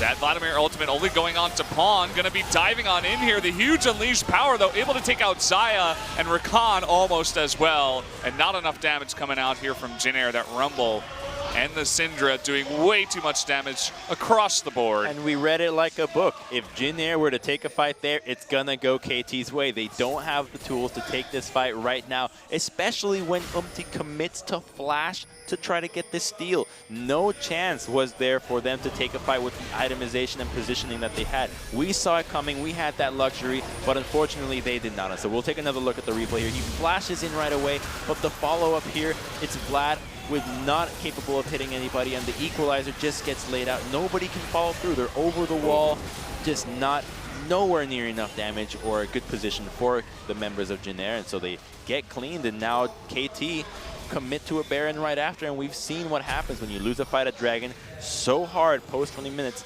Teams have no reservations about going for Baron, and now there is real danger for Jin Air. I love the positioning there from Pawn. He had all the vision in the world, but he could just sit in the tri-brush and essentially just trebuchet both the Xayah and the Rakan from the bush. Didn't even need to be close. And he knows that Vlad doesn't have enough damage to kill him by himself at that stage. The magic resistance that is in that itemization from that Banshee's Veil, which, by the way, we failed to mention in some of the minor changes in 7.11, is that Banshees now cost 3,000 and received a minor magic resistance buff. I believe it 15. went from 40 to 50 now, so 45 to 60. 45 to 60, my bad. So it does even more for protecting you against these diving mages, and it keeps Syndra in a safer spot, which makes control mages that rush Banshees that much more powerful. Yeah, I mean, look at how many items she has now. Banshee's Veil, Morellonomicon, Void Staff, and a needlessly large rod. They're going to commit to another charge. KT easily dodges that one. No chance, and had he committed to that one, it would have likely gone KT's way again, as the follow-up would have been linear, and it's so easy to deal with when you just lay down your Stranglethorns, lay down the equalizer as Rumble was coming in through the bottom of the river. So luckily Jin Air's engage did not commit or connect. Otherwise, they likely would have died and would have lost an inhibitor as a result of it. Yeah. At this point, Jin Air's got to be feeling pretty vulnerable. I mean, they're sitting here under turrets. They're trying to engage. Even though they don't look vulnerable, it's like, well, you can see the push now coming in from both the mid lane and the bottom lane with this Baron. Vulnerable and frightened. Yes. As last time around, the fight went so much in KT's way, and this time they have to wonder, where is our damage going to come from? How are we going to hit the backline of KT and successfully take them down? Only 2 members can really commit to a charge, and that's not going to be enough when you have so many defensive summoners on the side of KT. Chain of Corruption goes wide. Can't find Snowflower, but really just zoning at this point. Look at the crazy amount of health that Guzan just lost there. The equalizer comes down really nicely placed. Teddy already at half health.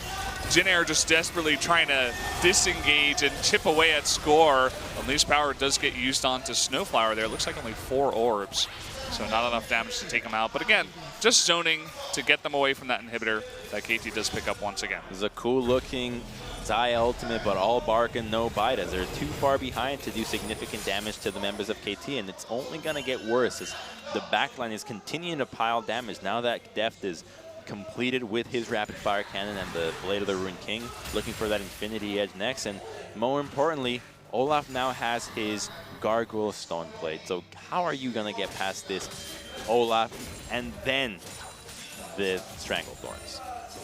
The answer is you don't. You don't. You don't do it. Not when you're this far behind. Perhaps if the fight went a little bit better for them, if they had gotten a bigger advantage in the laning phase, but neither of those options came out for them. The goal doesn't say that they're this far behind. It's the way that the compositions look to fight towards each other. There is no way for Jin Air to look for a flank here. You don't have these crazy teleports or any follow-up that can realistically latch onto the backline. Now that Flash is going to come back up for Mata, Pawn will have his again. There's so much that Jin Air need to do here. They have to go for the perfect Rakan engage with a perfect charge and somehow knock up all the members of KT that you would hope would be grouped. But there's a Banshee's Veil on Pawn as well. Here he goes, Vlad thinking about a flank. So they have the right idea, but KT recognizes and as such play to the side of the lane to make sure that nobody can enter.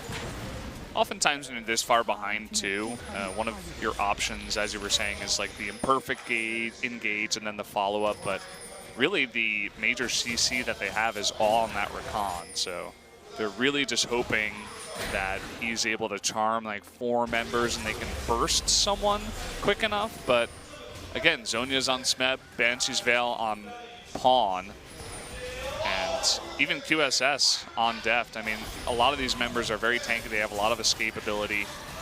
It's looking pretty grim, to say the least, here for Jin Air. They did just get the Unleashed Power from Pawn, but it did force Umti's Flash and his collateral damage on top of a recall, so it opens up some pressure for them, as now chances of an engage being followed up by a Graves go from slim to none. So they have no qualms about rotating between mid and bottom while they wait for the bot lane Mega Creeps to crash the wave, and surely here will drop the inhibitor. Okay, the charge in from Ixu, kind of just getting himself into danger. Unfortunately, does get popped off of Skarl. Really just a tool used to try to buy Jin Air some time. Not looking for the engage just yet. Just throwing out cooldown, see what happens. Here's the next wave. Jin Air looking to commit 5 members to it. Defend this one with the skin of their teeth. Kled heading back to the Nexus. And, I mean, if Teddy's allowed to get close enough to the wave, he's got decent wave clear. But I think once KT eventually gather the courage, or they find the right time, I should say, to go for that dive, they would. But it seems like they want to play it a little bit safer. I mean, we got, well, the Nexus turret just went down, but they got Baron in 30 seconds, so they're just going to play it safe. They never have to go for a dive here, unless I think the closest they'll commit is what we saw them do in the bot lane inhibitor, where they pop the equalizer to say, all right, if you want to run at us, you have to go through this, either retreat and give us the objective. So a commitment for a dive, especially with Baron coming up, as you say, would mean that if the dive were to go completely Jin Air's way, they could get a Baron and get a real chance at coming back in this matchup. However, recognizing the win condition, or the only opportunity that Jin Air has to get back into this game is something that the top teams can do, and KT is one of the top teams now. I think that we can actually commit to saying, yeah, but can we get hype for KT? I'm gonna say yes this time around. Well, I mean, they can get a little bit hyped. I'll get fully hyped. Fully hyped? Fully hyped. They haven't played against SKT. They haven't played against Samsung. They lost to Longzhu 0-2. I mean, that was the first game where they're kind of just a little bit not used to the meta. They didn't look really Don't kill my KT all that vibe. good. I'm trying to kill it pretty hardcore right now. If you kill my KT vibe, I'm still not convinced. I won't get a KT phone. I'll get an SKT phone. That's fine. Both of them are pretty solid, I hear. I've got KT myself. No bias. Hashtag no bias. That's where it's coming from.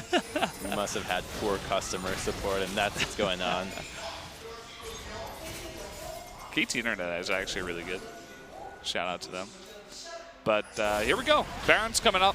I don't think Jin Air wants to get even close to this. Okay, never mind. Mountain Drakes here. This is going down. Baron is done. Ixu TP's in and dashes away. And KT, I mean, they have all their cooldowns, and they're looking for the essentially counter engage. There it is. The equalizer going to come down. Empty, very much all alone and scared. Not much of his team is going to be able to help him out. Ixu going 1v1 on the left side. Finally, it looks like Empty will be taken down. Snowflower trying to get that big engage, but there's just no follow-up. Finally, Kuzan joins on in, trying to go 1v5 himself. We'll see if it works out. The answer is no. Not able to get enough there, and now it's Teddy's turn. Nope, going to be flashed away there from Pawn as Deft will pick up that final kill. So close to at least taking down a member of KT. I think he lived with under 20 HP on Olaf, a guy that has about 3,000, so a lot of damage done onto him. However, that Baron will mean that KT is now pushing in for that inhibitor. They don't have enough time to end the game, although the teleport means that I think they're looking for it. It's 12 onto Graves. Yep, they are going to have enough time. Look at Mata just dealing with Ixu, not allowing him to recall. Ixu will try, but look at that. Double Mountain Drake. They're going to take down that turn immediately, and this will be game number 2. Another 2-0 here for KT Rolster. It's that low HP Olaf, keeping him low. The strategy was get him low so that he could just put us out of our misery as quickly as possible. That was a really disjointed fight from Jin Air. I think at that point it was just, they knew they were caught, they had to fight. Didn't look all that clean. KT was already about 10,000 gold ahead at that point.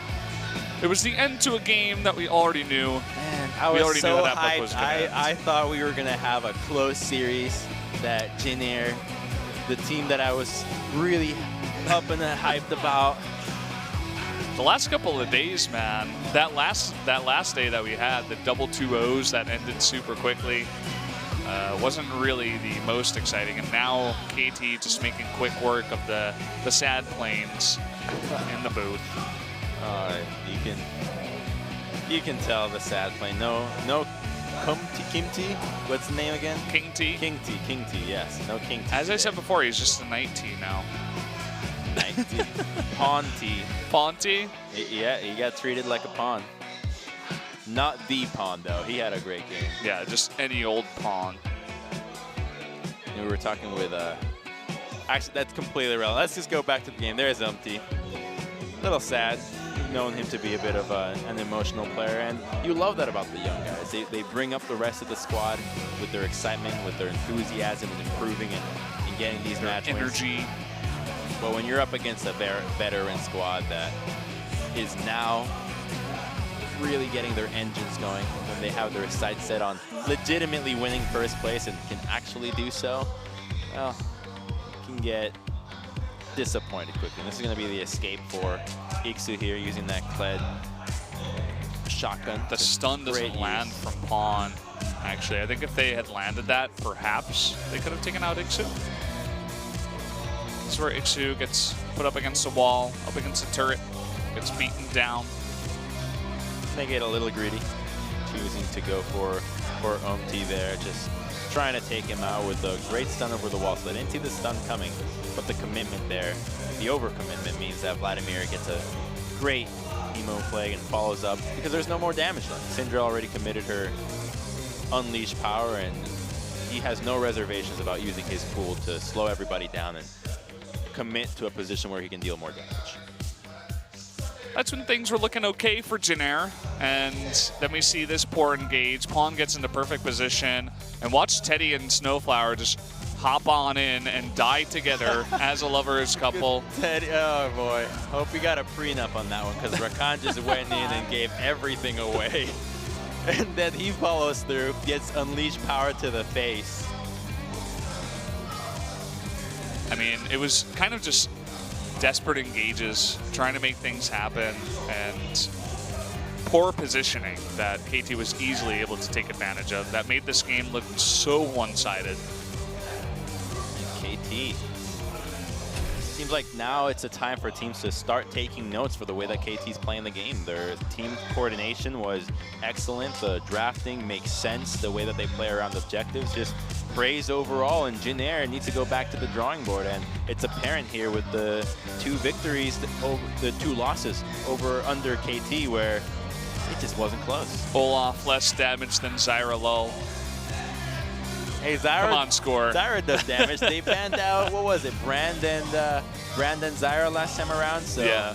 Expecting Mata to carry a lot. That's 3,000 on Rakan, although not the highest damage support. So guys, we're gonna go to the interview. Today, unfortunately, G-Sun was not able to join us. We'll be back next week, so we will be doing the interview for you guys with the help of our producer.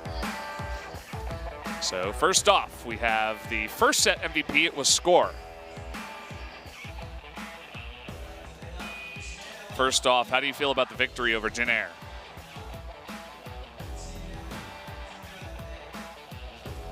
Score says Jin Air was definitely a tough opponent. Jin Air is definitely a good team right now, so we took them very seriously coming into this.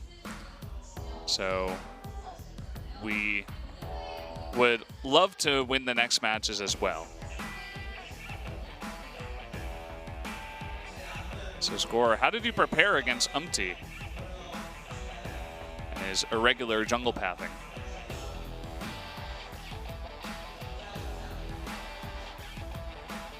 He says, again, I had to take him seriously. It's King T, of course, for Jin Air. So he feels really good to have taken out a very informed jungler in MT right now.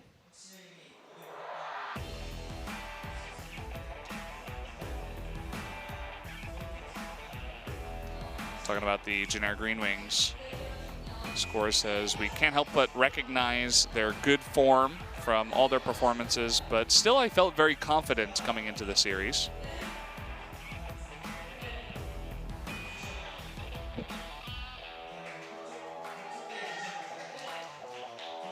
Score getting the MVP. He says, well, I feel like I didn't really do much, but I still got the MVP, so I'm pretty happy with that.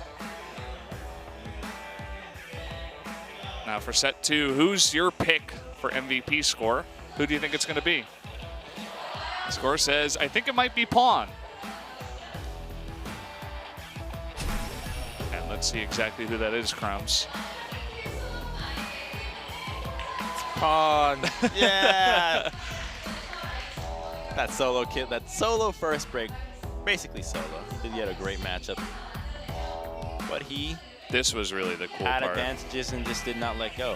Ignore the Vlad, you know he's not going to take you down, and that's what really is cool about that one, where he knows that he can tank one of the main carries of Jin Air for a set amount of time while dishing out his own damage. So now we're going to hear from Pawn. We've been hearing from you a lot, Pawn. Welcome back. We're seeing you a lot recently.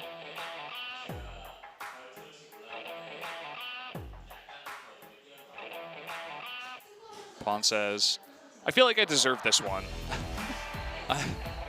I am not too impressed with myself, but I think I did stand out today.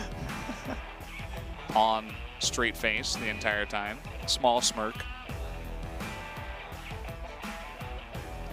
About Pawn getting the MVP, Score says, I feel like Pawn missed out on a lot of MVPs in the spring split, so I think I'm very happy that he's getting a lot of MVPs here in the summer split.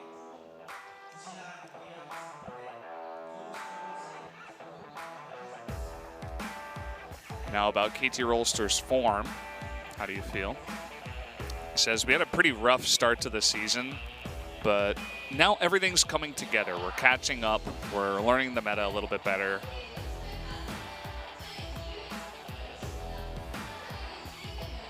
Now KT Rolster going up against Samsung in their next matchup. Currently in first place. I don't think Samsung has lost a game yet. Yeah, they're sitting at 4-0.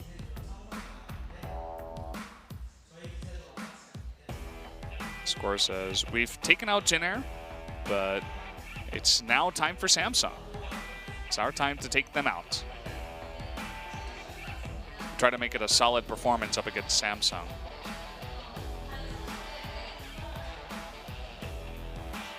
Upon you're getting a lot of MVPs, any words of encouragement for your teammates?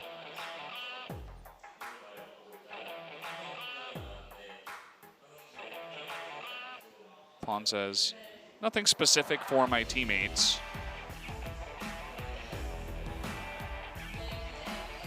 But against Samsung, he feels rather confident that he'll pick up a couple more MVPs in that matchup. Now a message to the fans. First of all, thank you for always showing up to all of our matchups, and please cheer for us in our matchup up against Samsung. And Pawn, a message to the coaching staff.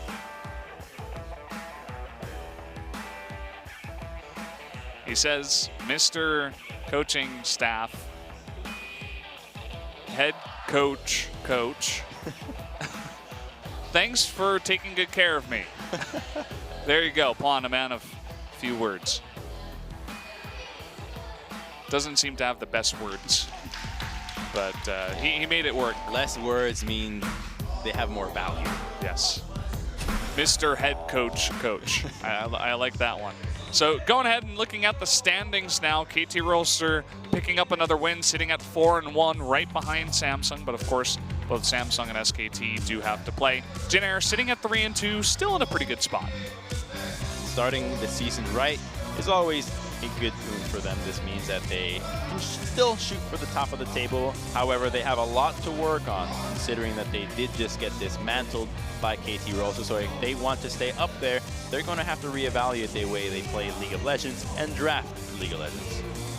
Yeah, definitely a lot to learn from after playing against KT Rolster. Sometimes we see some of the mid-level teams say that in interviews. They're like, well, we had a rough matchup against KT, but we learned a lot. We learned a lot about drafting, about how they play, about what we can do better. And so Jin Air, they're looking better and better every day we see them. This is a small setback, I think, to lose to KT Rolster, but I'm sure they can come back firing the next time they do play. I think they still can hold themselves to the bottom of the team, so they're a team that can maintain an average win rate, and that's where we expect them to do so. So not all is lost for Jin Air GreenWings. They're still a team that is relatively improving with every week. They did face an opponent that is arguably one of the best teams in the world, so a tall order to say the least, but you can expect them to bounce back. And I don't think this was the end of Jin Air's up and up streak by any means. Just some rough turbulence while we're going in the glass plane. Yeah, I'm sure they're going to be totally fine, but I'm not exactly sure who they're playing next, but just taking a look at the matchups that they've had so far, I think both KT and Jin Air have strong matchups coming up soon. KT going up against Samsung, and Jin Air mainly facing like middle of the pack and lower pack teams. Definitely will have the Samsungs of the world, the SKTs of the world to go up against next. So guys, it's 6:50 here. We got another gigantic break in between the new game, or the next game rather. This is going to be about an hour and 10 minutes before we do get into ROX versus Longzhu. So stay tuned, guys. We'll be back in about 70 minutes.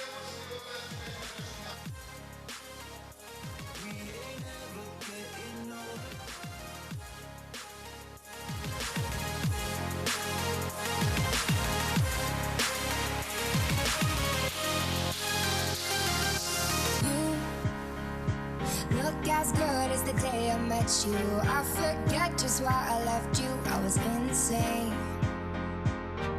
Stay and play that Blink 182 song that we beat to death in Tucson. Okay.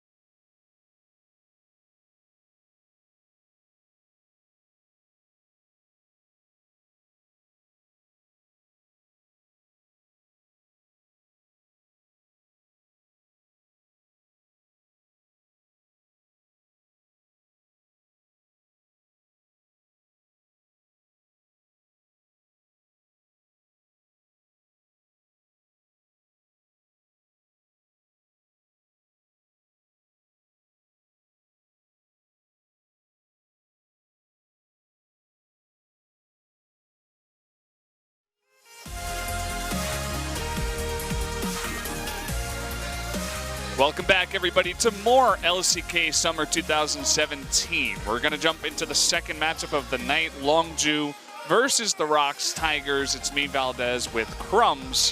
How are you doing?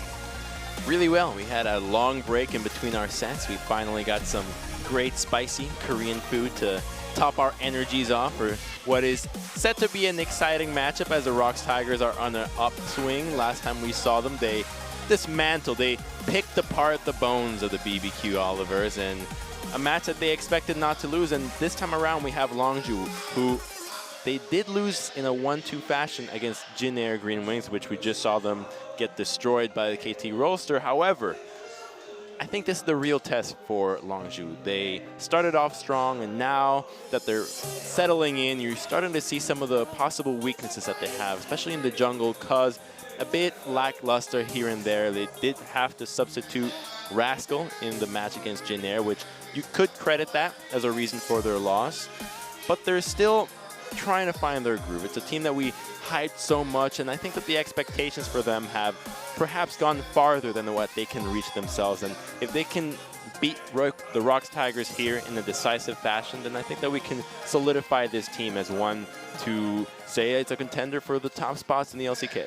Yeah, I think they've kind of proven that already. As you said, there are some weaknesses here and there. They still have to face some of the big top teams. They did go down to SKT as well. But, yeah, I think once Cuz gets a little bit more experience in the booth as being that, you know, main jungler, not like a substitute, not on a challenger team, nothing like this. He's in the spotlight. He has to perform every day. I think once he gets that pretty much solid, BDD and Khan are looking really, really strong still. And I'm actually favoring these guys coming into this matchup against the ROX Tigers. Oh, absolutely. You have to give it to them. The ROX Tigers are on an upswing, but they're still, you consider them lower than what Longzhu have. They were able to take SKT to a grueling 3-game series, and that goes the distance when you talk about what you expected of a team, and that match in itself will keep this guys keep their expectations as high as ever until the end of the season. Starting off with the Kled ban here. Don't want to give that away to Linderong, it seems. And an Elise ban for the ROX Tigers. And it's rare that we see the Kled coming out in the first rotation ban, and teams have been catching on to that, and so we have seen more and more Kled being picked in the first 3 rotations to make sure that it doesn't get banned away in that second rotation. So Longzhu catching on to the draft meta that has been developing here, and they will also take away the Caitlyn, which was a pick that the ROX Tigers prioritized heavily in their match against BBQ Olivers, where they had Sangyun just pop off every single game. Fiora and Elise do get taken away, and we're hoping that Galio gets removed here. I know that BDD is not the guy that you would imagine you put Galio on. No, not like this. Come on. Not like this. We've seen it. Obviously, it's going to get first pick. You can close your eyes and you know Galio's getting taken away. Yeah, I mean, it's, well, you know, jokes aside, it's definitely one of the strongest picks right now. It's the strongest pick. It is, you know, outside of Zach, I suppose. Oh, no. Galio trumps Do you think Zach by not even close. Worse than Galio, yeah. Really? Oh, yeah. Galio helps right. every single member at all times at level 6. He brings teleport. He can lane. So not only do you have double global, you have a winning lane, and Zach can not only affect one lane, but eventually your itemization can help against him. Then you have champions like Thresh that can also just bop away his jump, as we saw KT last time they played, not today, but when they gave away the Zach, had no problems dealing with it. ROX able to pick up a couple of their favorite champions. They pick up a Thresh, the most picked support right now, as well as Mighty Bear's Graves. He's shown some great expertise on that champion. But at what cost? It's the cost of giving some of the most powerful picks away to Longzhu, as well as comfort. Ashe, oh my word, they're giving everything away to Longzhu, and I hope they have a plan here, because they are going to be capable of accelerating this game to just the end of the world. Renekton and Rumble are still available for Khan in the top side. He has favored that Jarvan, however, and it's still just these pushing matchups over and over. And Mickey, at least he's going to get the Orianna for himself, so it's going to be a matchup that does have the threat of turning the tide of a fight mid and late game. Said, show me Zed, and then Zed. Wow. No Zed today, though. I think this Could be a top lane Galio. Could it be that the Mickey strategy was just give them away Galio on the off chance Support that he Orianna. can get with Thresh taken away? Thresh jungle, Graves top. We're back in Season 5. The Braum does get removed. The pick has seen a surgence now that, again, the harass supports aren't that popular anymore, and then you have Galio and Braum in combination of the Ashe, and you can proc your stun quickly when your Ranger's focus. Your all-in is incredibly powerful when you consider Glacial Fissure on top of the arrow, and then your defensive moves are there. Ashe typically is one of the easiest AD carries to jump, but when you have Braum to protect her, it's a different story.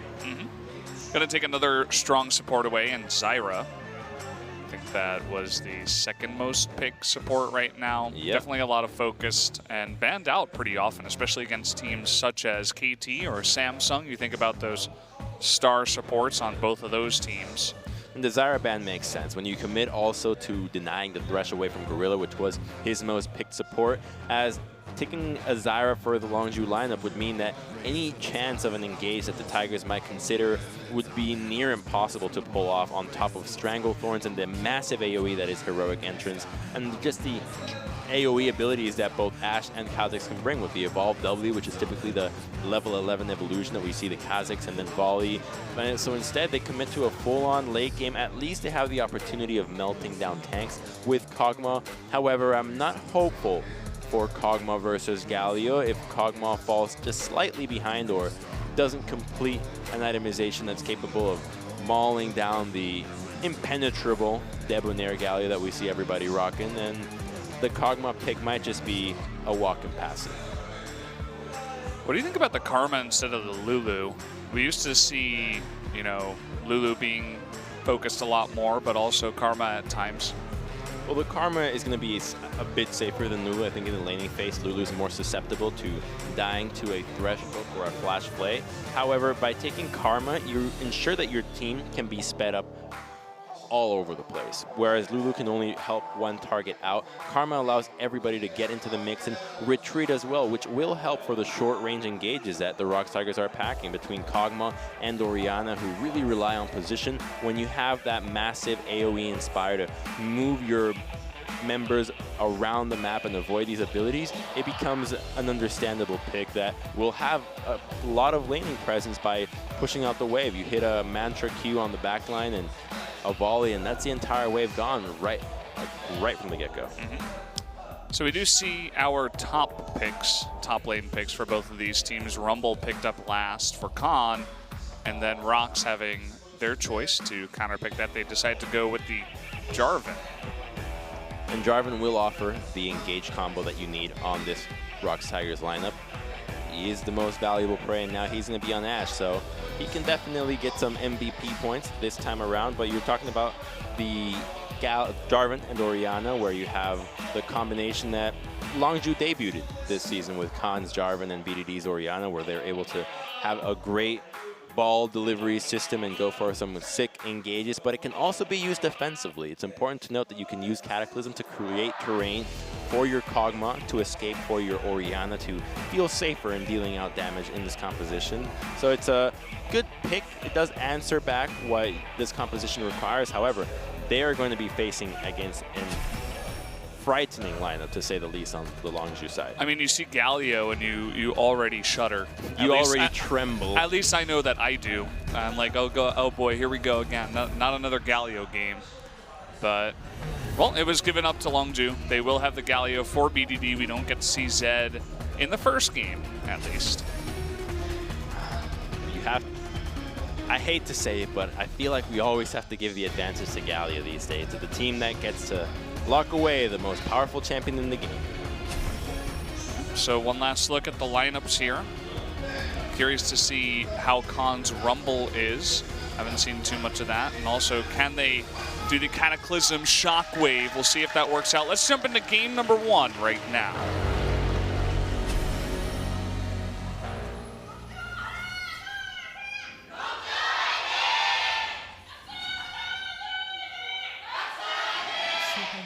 Good cheers from both sides. Although I feel like Longzhu's was a little bit more shrill.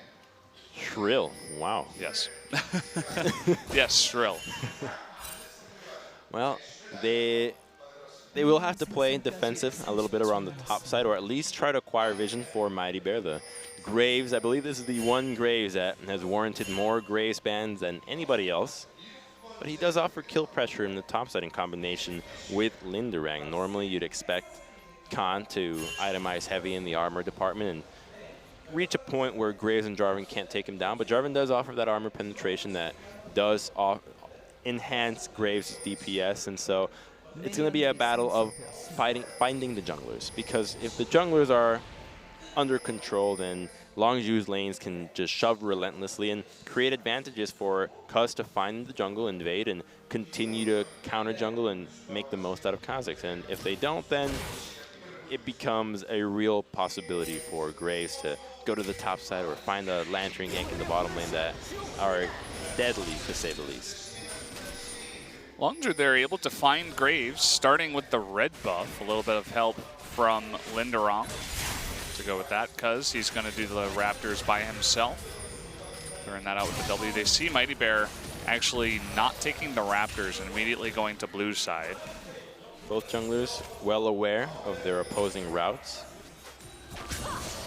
Graves will finish on the bottom side, and so Longzhu understands they have a small window where they can play aggressive here. If they can chunk out ROX's Tigers, the ROX bottom lane in due time, it means that a gank attempt from Mighty Bear is likely to not happen. And with the HP that Cuz is at, we already know what his plan is going to be. And hell, we could have even suspected this just from the fact that he got no leash. He'll just do the doubles and then recall, get a long sword, a control ward, and then start jungling in the top side of the map and have that blue buff refreshed and really take a power stroll through the jungle in terms of farm ever since. Power stroll. I love that. Here it comes, though, the gank. Longzhu knows this is coming. They know the route. Oh, Prey. Oh, Prey's checking it. The flash play into the setup with the death sentence. First blood to the Kog'Maw. Oh, boy. And Prey's having deja vu. This is exactly what happened in their game one against Jin Air GreenWings. They know what the jungler's route was. They had seen Umti move to their one side of the map and rotate to the bottom side, but they failed to respect it, specifically Prey. He does the exact same mistake. Finds a Graves right into the brush, burns his heal. However, at least he saves his flash and burns keys in return. So the possibility of a second gank is unlikely, and we're going to take another look here. He just, face that check timing. As soon as it happens. And this is a great combo there from Thresh right as it happened. And I love the positioning from the smoke screen on Mighty Bear as well. As soon as he goes in, the play happens, Prey sitting in the smoke screen. And so you don't ever want to blow your flash in that position, as not only are you 100% dead, but you don't even know how you're dying. Just put the blindfold on, man. Makes it easier. I saved blindfolds for another moment. Uh-huh. I mean, that was... It is for after hours time. That's true. That's true. It is getting a bit later here in Korea. About 8:12 right now.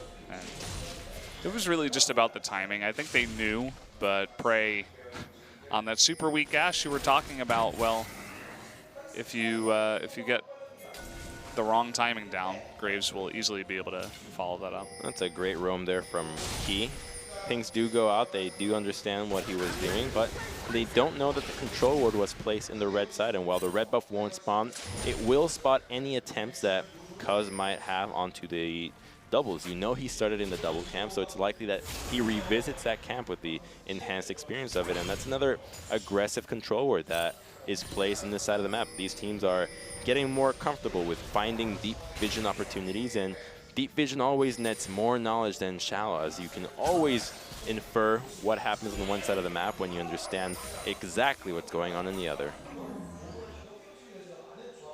Cuz going deep, laying down some wards, a couple of them actually, in the blue side.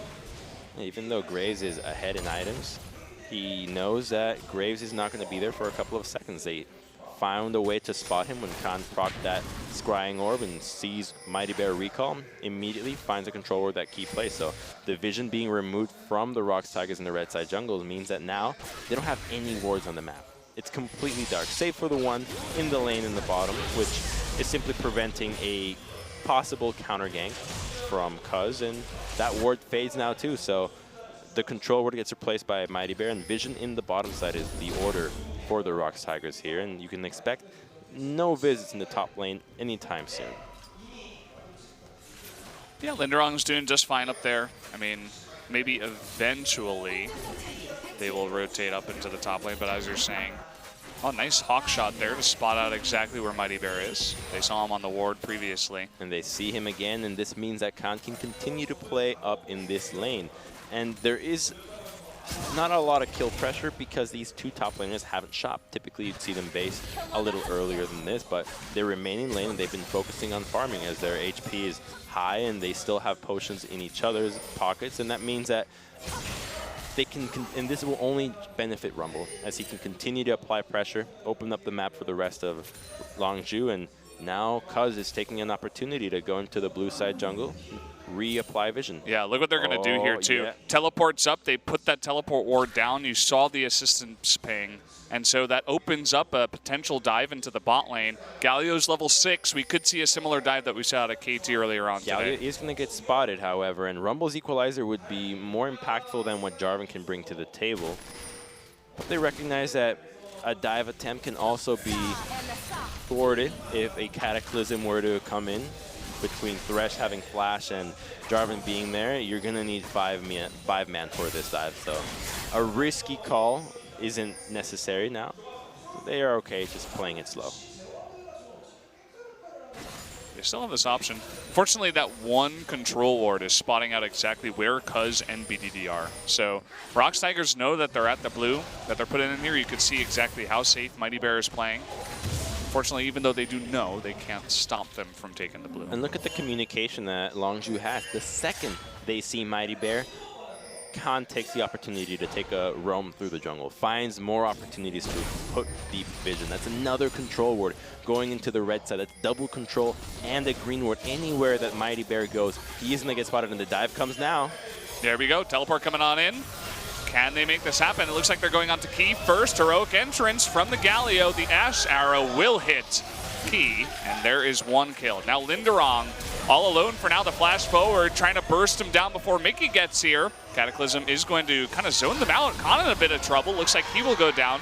They do trade a kill. Mickey now trying to go 1v3. Flash, but still Prey and Cuz get hit. It looks like Songyun will be able to pick up a kill on the back of this. This is somewhat turning around now. Nice dodge there from Cuz, though, to dodge the Kog'Maw ultimate as the Tigers try to make the best of a not-so-good situation. When that dodge just really saves the dive from the Longzhu.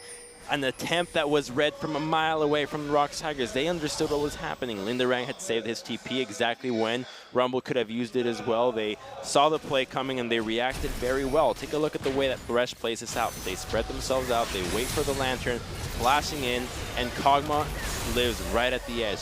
And so now it looks like, okay, they committed 5 people for one person. That's not enough. Jarvan comes from the turret, but everybody else is collapsing. Here comes Orianna, and the great use of Cataclysm to buy time means that Orianna can get here. She can flash forward, and a little bit further up could have meant that Orianna would have secured the kill onto Ashe herself, and a little bit more damage might have also meant that Kha'Zix were to go down. So here comes every shot, and that last dodge from Cuz, just beautiful. That would have surely gone to kill him. That would have been a 3-0 Kog'Maw.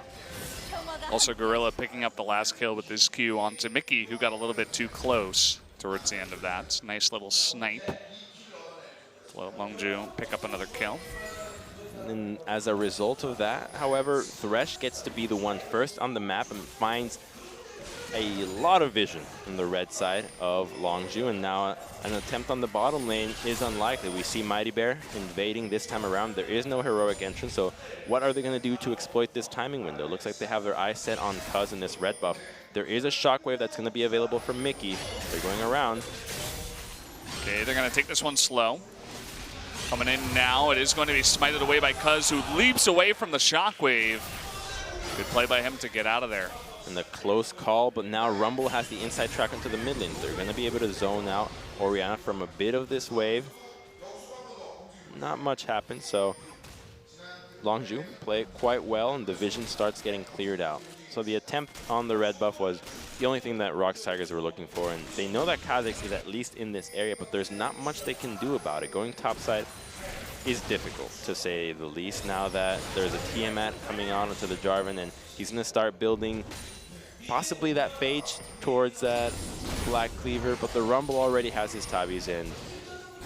When you have Tabis against 2 auto attackers, even though it's nerfed, and then you have Shield and the Equalizer, he's so tanky. He respects it. Yeah. Looks like Linderong just wants to farm a little bit more. You can see that he was able to get ahead in the farm as Rumble was pathing his way towards mid. So nice little advantage they gained for themselves there. Down in the bot lane, it looks like it's all even up. As you can see, a lot of that that CS goes over to Thresh, who's helping spread that gold out for the bot lane. So definitely very even down here in the bot lane still. I believe the numbers of that also get applied from Thresh onto the AD carry, though. Exactly.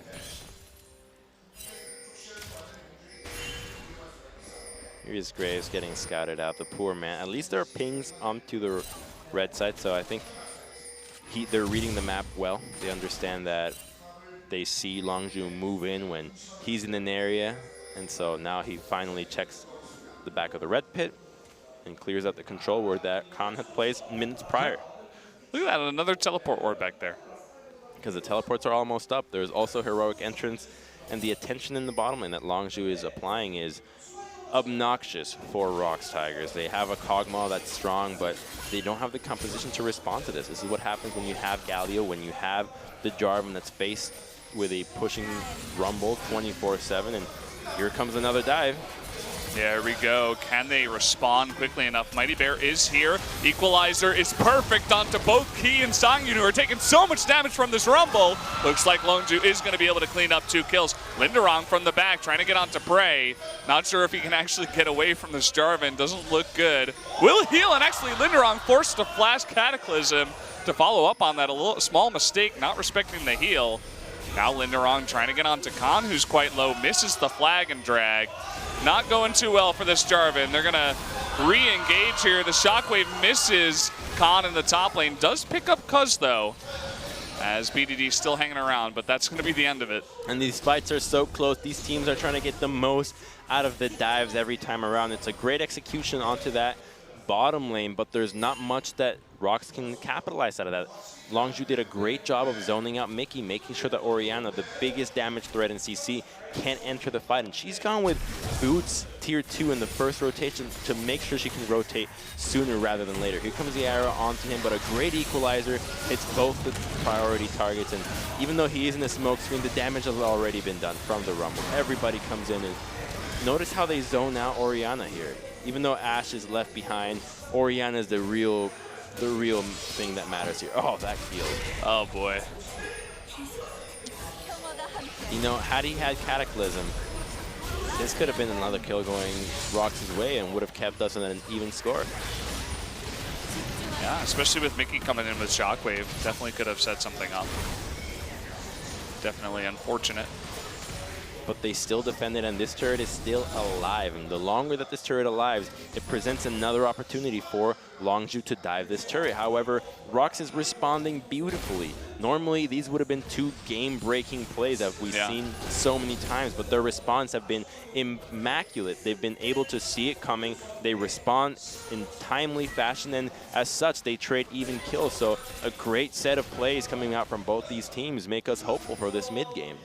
Yeah, I mean, you compare it to game 1 of KT versus Jin Air, where they went for that 5-man gank bot, and there was basically no response. Jin Air lost the bot tier 1 turret, and the game just really turned on its head from there. But ROX is doing a really nice job. Pretty cool to see. And I have to give credit to Mickey here. He's been able to roam to the bottom side twice while playing a matchup that he doesn't have pressure in, considering that he's lost blue buff. He hasn't had any blue buffs the entire game, as Cuz has had the number on it every time. And now Cuz is eyeing him once more. He is 3 levels down, but between him and Galio's his isolation and Galio's heroic entrance, he's unlikely to die one-on-one. Yeah, Prey also setting up for an arrow. We'll see if they can land it. No doubt with the cleanse down from Mickey, if BDD could land a taunt, that would be the end of him. Attention into this blue buff. It seems that ROX has had enough of losing this blue buff and will attempt to defend it with a control ward and continuing to move around this side of the map. But in the meanwhile, top lane Khan continues to push relentlessly. The turret getting chunked out, but still not enough. If Lindarang were to leave lane for a couple of waves, the turret would go down, but for now, trading farm is going to be fine as Jarvan will reach a point where Rumble is not going to be able to deal with him if he continues to build with the damage build. Getting a closer look down here, you can see the amount of poke that the bot lane from Longzhu has with Ashe, Karma. Gorilla, pretty impressive so far with this Karma play. As long as you're just eyeing out that blue buff once again. Double wards in this blue side, making sure that they see exactly what happens. They don't have a ward behind the dual lane this time around, so the possibility of Khan TPing down here is unlikely to happen in the same fashion. Sion was actually trading a bit with Prey there. Not too scared. And the rotation does not happen. Longzhu just respecting the response from the Tigers, and we have a really close game so far. Yeah. I mean, we've had a couple of dives in the bot lane, but it's been pretty even in terms of kills. The gold is almost exactly even. This is turning out to be a really good game so far. Longzhu's looking great here, what they're doing with the pressure. They're seeing this dragon, but it's too late. It's only an Oj. Whoa. Okay. Looks like he wants a little bit more. The heroic entrance there will keep Gorilla alive. Because now jumping in, Mickey taking an immense amount of damage. Nice shockwave, but the equalizer will finish him off. Looks like Prey will get away as well. Now ROX, Tigers, running away with their tail between their legs. And they pull the trigger. It works so fittingly for Pugma. Yeah. However, I don't think Pugs have tails long enough to not really fit in between their legs. They got a small one, little stump. If they could, the stump would be between their legs.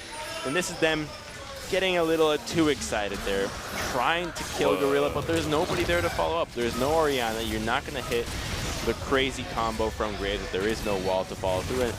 And it's heal. Galio is so obnoxious too. It's like you use so much on one target, but now you just get heroic entrance. You're not going to kill him anymore. Good luck. That ability does not need to have damage reduction at all. It doesn't need it. Yeah, I think that's a good point. Maybe that's a start for the nerf bat of Galio. God, just what do you think? Hit him with the biggest bat possible. Just revert him back. Remove the entire rework. Make him old Galio. It's like the Renekton change. We've reverted everything we did in 7.10 and 7.11. It was our bad. Just a brief stint. It was Galio's dream all along. Yeah. None of this season happened. It was just him dreaming. Is he actually using the Debonair skin again? No, he's using no skin.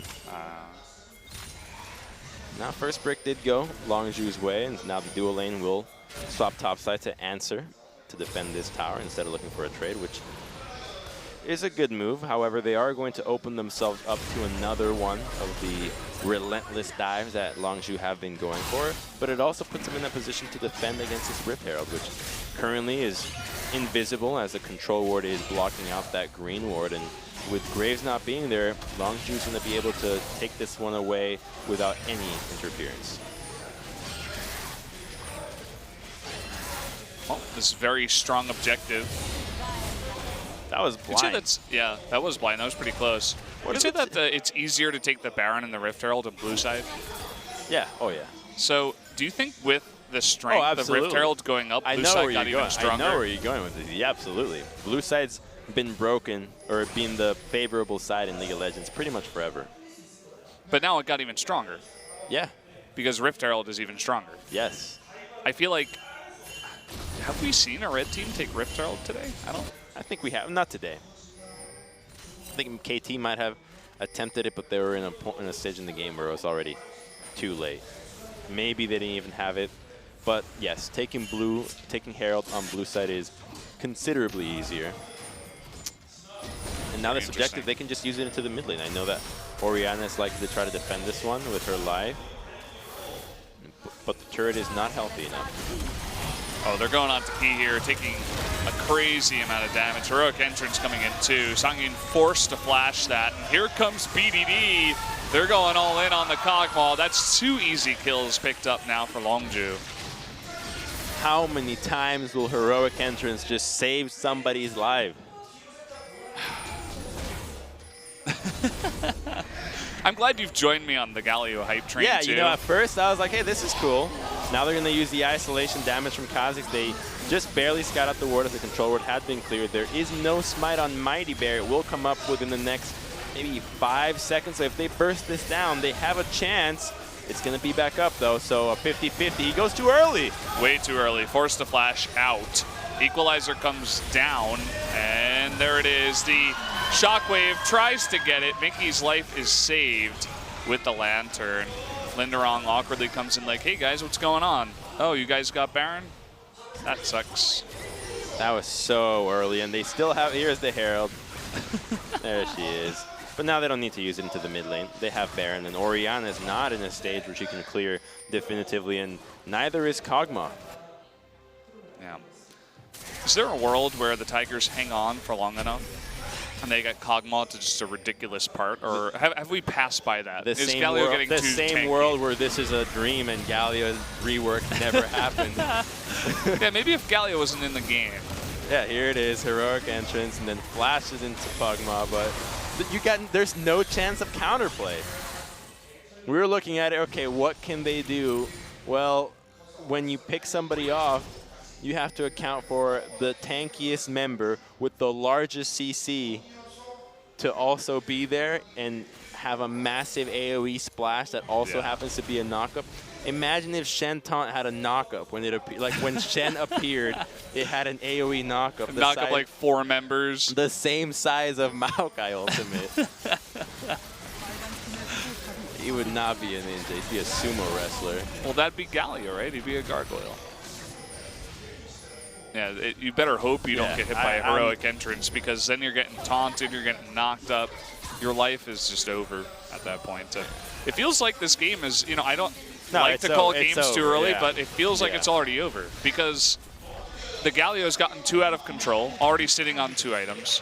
Rumble has had years to get up to his 2 items, already has a blasting wand as well. And the push is just too intense. With the Baron, they get, I think, 3 turrets. Yeah, they should be able to convert at least these next 2 tier 2s, and Kha'Zix will also try ahead and go and solo the Cloud Dragon. They want to make sure they get these as quickly as possible. They do recognize that there is a lot of stalling power on the side of ROX, especially when the Baron is to go down. So securing the dragons early means that they are opened up to getting more important dragons later on that can help closing out, such as Infernal or the Mountain. I feel like Mickey, you know, he avoids death for now, but now that his cleanse is down, oh, this is when the real fun begins. Yeah, the arrow's gonna come out, then Galio will have flash. Everybody's gonna be able to jump onto Orianna. Yeah, and we do have the Kog'Maw, who's desperately trying to get some items. He does have the Blade of the Rune King, but how are you ever going to fit in QSS into your build? Blade of the Rune King. How are you ever going to get QSS when you're this far behind? Oh, right? you never get QSS here. There's but like, no if you get taunted or anything, you're dead. The rush, yeah, that's the risk of, and that's the difficulty of playing from behind. The rush of playing Kog'Maw. You should never build defensive at this point. If they build defensive, then there's no chance for them to stay in this game. They need to build as much damage as possible, but look at the itemization that Galio's gone for. He's got your, that is an Abyssal Mask. Abyssal Mask now, guys. We're in 7-11. A whole bunch of new items are being sold tonight. But he's got the Frozen Heart, so he slows down the attack speed of the Kog'Maw. But he also slows down Jarvan's and Graves. And that means that Graves' reloading is going to be even slower. So the damage that this guy deals is non-existent. Yeah, nice chunk of cooldown reduction, too, for the Galio, just to make him even more obnoxious. Gargoyle Stone Plate on the way. Also, for some reason, Taunt diminishes his own damage taken. Does it really? Yeah. It makes him tanky. There's all these like I little. think it goes up to 50% parts. damage reduction. The long, like What? Yeah, it's maybe 35. He gets damage reduction on it. You know, it's. And you know when you his mention Q? all the little things. You know his Q also does percent HP. Oh yeah, I knew about that. You know he also turns copper into gold. Water into wine. It's actually Jesus on the rift. The Messiah has returned, guys. It's in League of Legends. Oh god. Well, he can just stay pushing split pushing into the mid lane. Can assist for a dive.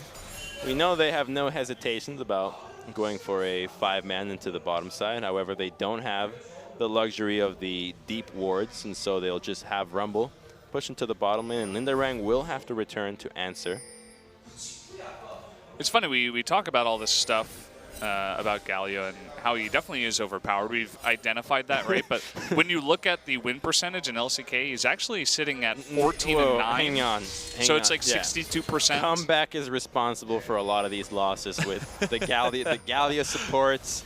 I think the teams at first were experimenting with what they wanted to accomplish with Galio, and now they're solidifying. Khan gets caught out of position. No, he doesn't fancy a Here flash. comes Lindarang. Great juke. Oh, meanwhile, they're trying to get no heroic entrance. No. Sorry. Negative and Cuts on that didn't even one. die.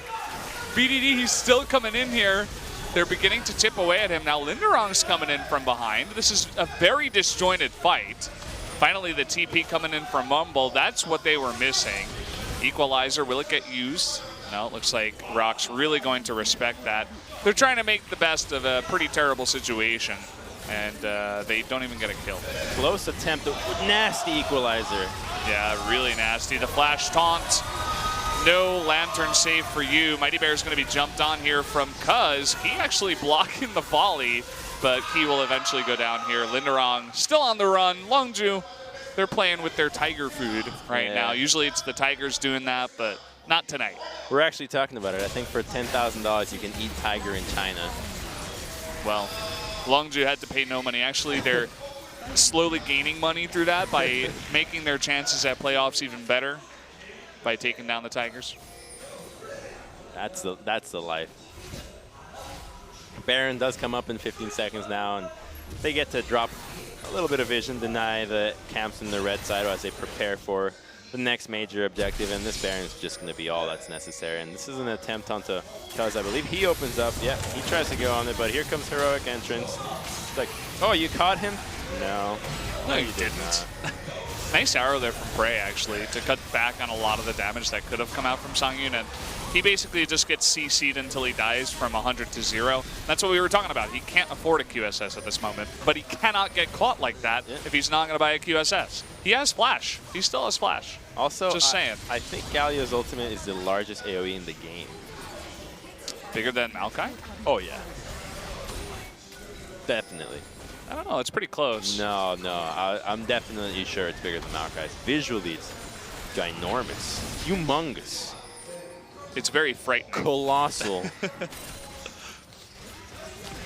not going to go for the Baron. They will just push out mid lane. They'll wait for the waves, and they have the inside track on mid lane. For some reason, Longzhu doesn't strike me as a team that's going to play the super safe, slow Baron take. I think you play anyways. You know there is a risk to losing a fight here and giving away a Baron. Yeah, so you don't want to get 4-man shockwaved.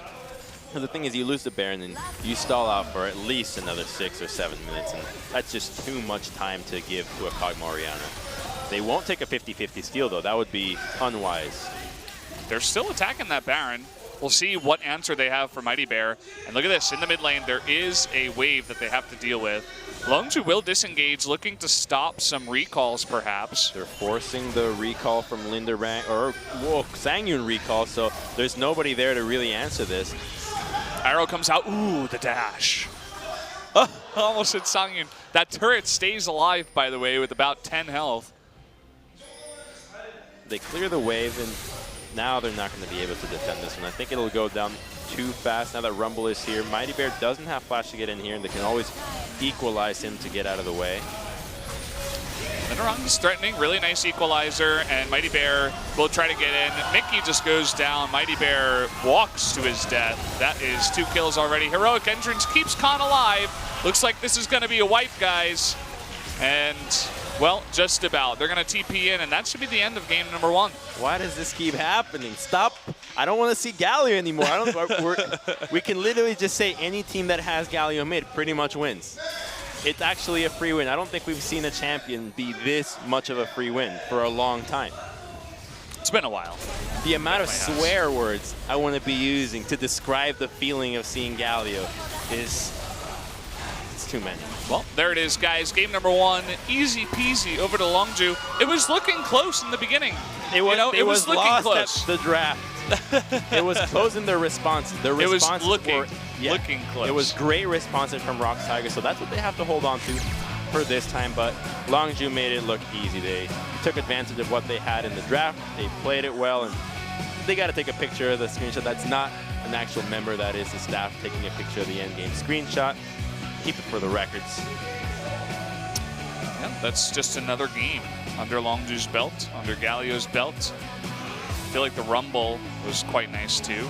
I feel like pretty much every top laner is a god at Rumble, and they all land these perfect equalizers, except Rascal the other night. Except him. Oh, you rascal. I remember Papa Smithy's reaction to one of his equalizers after the TP bot. That wasn't terrible. That was, it hit no one. It was terrible. That's basically the way he described it. But Connie was pretty solid on the Rumble. Yeah, you just play pitching, and BDD questioning his life choices there. As a Zed and a Zir main, two of the most mechanically intensive champions in the game, now relegated to play Galio, probably the least mechanically intensive of the mid laners right now. You could see the frustration on the ROX coach's face too. He's just pacing around. He's like, God, why did we let Galio through? Oh.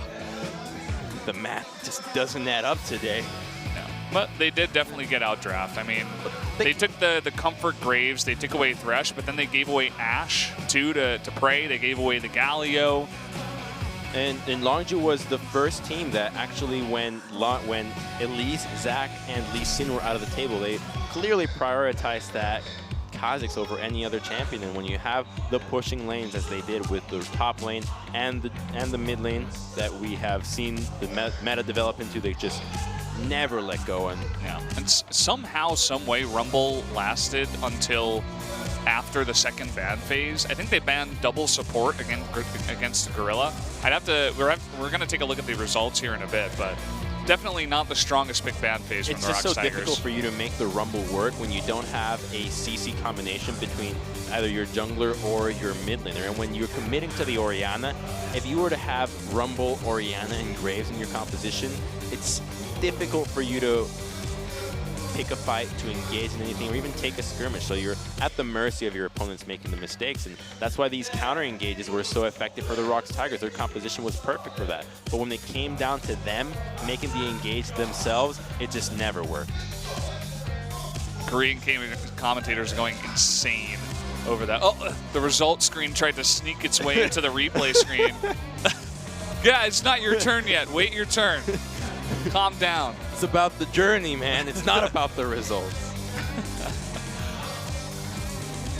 And yeah, I mean, there were a lot of close fights down here in bot, but eventually this was the play. This was exactly when they were looking to initiate, when they did not have the proper setup. It just was not their day going for this one. And the Shockwave just hits Galio and Ashe. And when there's nobody there to follow through, and there's a Kog'Maw without his Bio Arcane up on the side, you don't stand a chance. So now it's your turn, result screen. Here we go. I just want to look at the pick ban again. Yeah, they banned out Braum Zyra in the second phase, and they let Rumble through. So yeah, it was almost, actually, save for the 5 kills that happened in the bottom lane, it was near perfect game for Longzhu. Impressive. Yeah, looking good once again, taking out one of the lower teams in the ROX Tigers. To be fair, the ROX Tigers have only beaten BBQ so far, so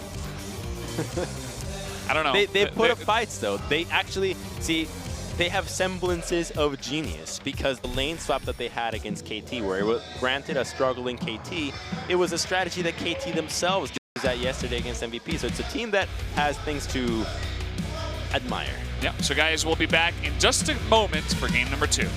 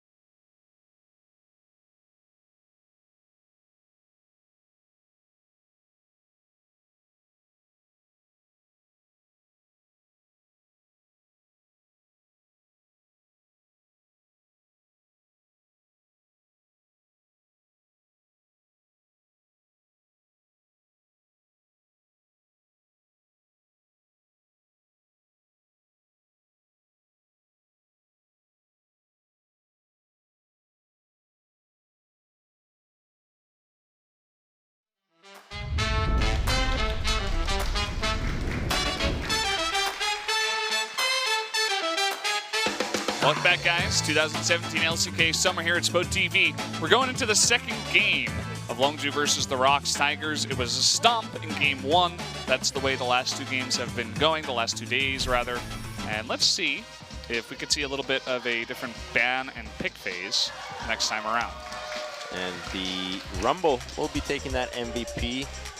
I agree with this one. I think that a lot of his moves were flashy in the dives in the bottom side, but his movement when it wasn't on him, when the camera wasn't on him, was perfect. Playing with the vision around Mighty Bear, acquiring deep boards by himself, understanding the limits of his champion, and so many ultimates were critical for Longzhu to win these fights. He's going to solo out Mickey at the end of that clip, and Khan, well-deserved victory there for him. I'm glad you mentioned all the little things, too, because that's really what League is about, right? We get to see all the flashy equalizers, which were really on point, as you mentioned, but only one small piece of the whole puzzle. And glad he's back.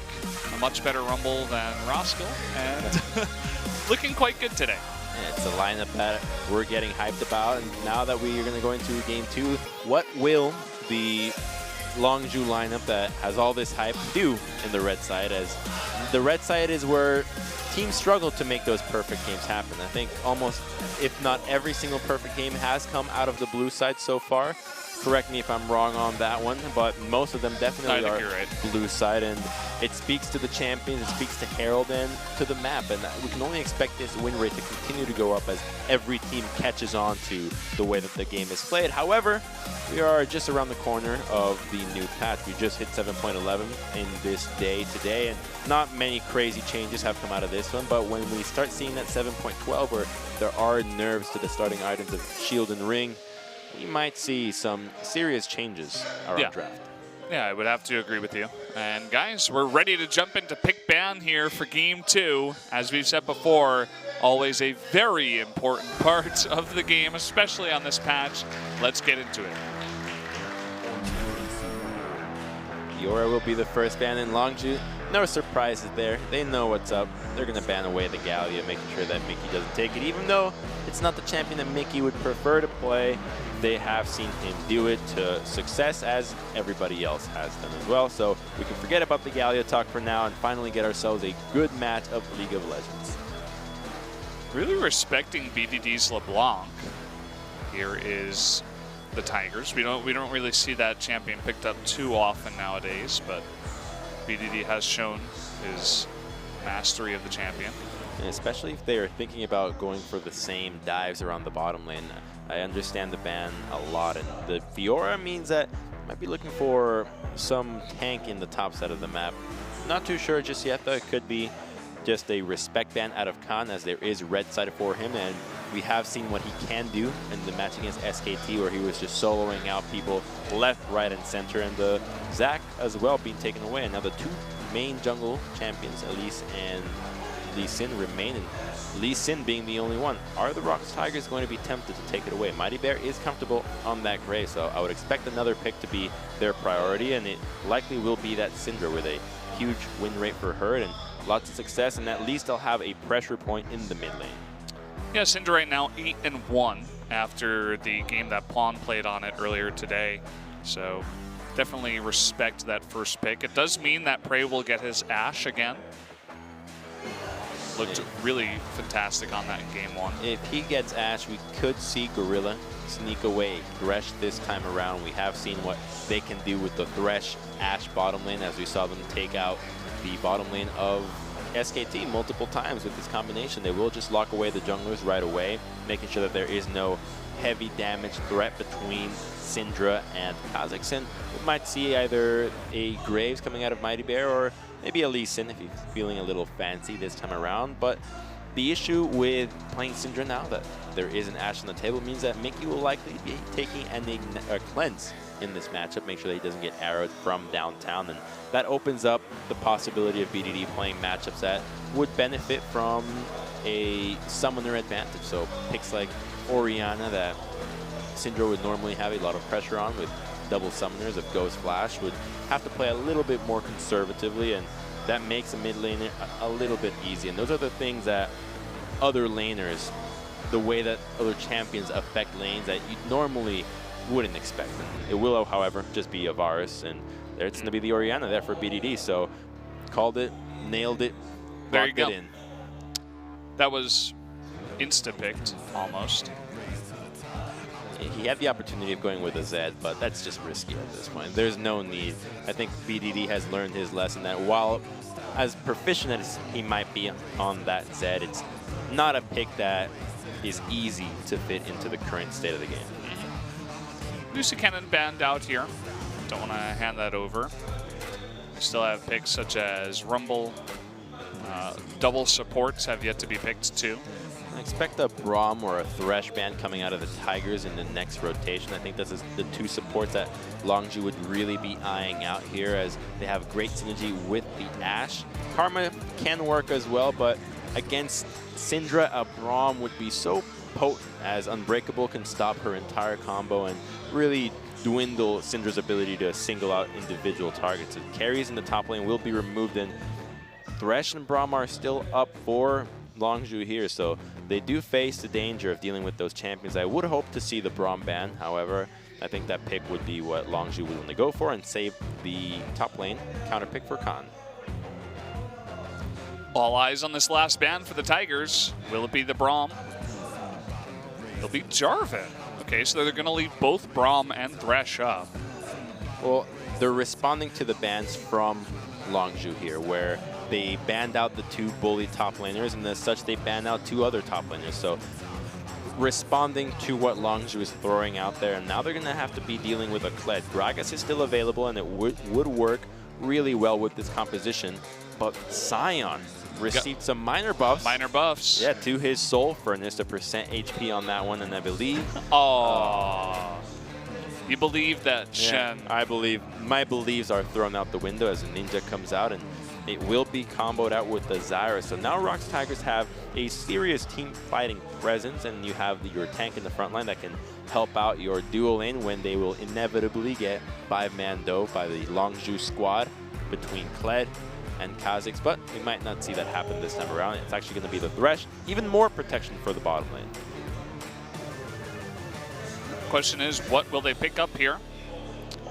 As the support, you were saying Braum is almost the obvious pick. Yeah, you have to take the Braum. When you see the, I mean, you can go with Zyra and have more AoE and a little bit more defensive tools for yourself, as opposed to the Braum, which plays more towards a counter engage idea for what the ROX Tigers are going to bring to you. But the Zyra offers much more laning presence. You are in danger, of course, of getting ganked by Thresh repeatedly, but as long as you keep your eyes out on Mighty Bear with Kha'Zix jungle, that his isolation damage makes him for a great one-on-one hunter, then the Longzhu bottom lane should be okay. And it's cool to see, after all these years in Season 2 where Cloud9 brought out the Ashe Zyra, it's still a relevant lane today. I mean, it's not like it was relevant throughout that entire time, but it's back.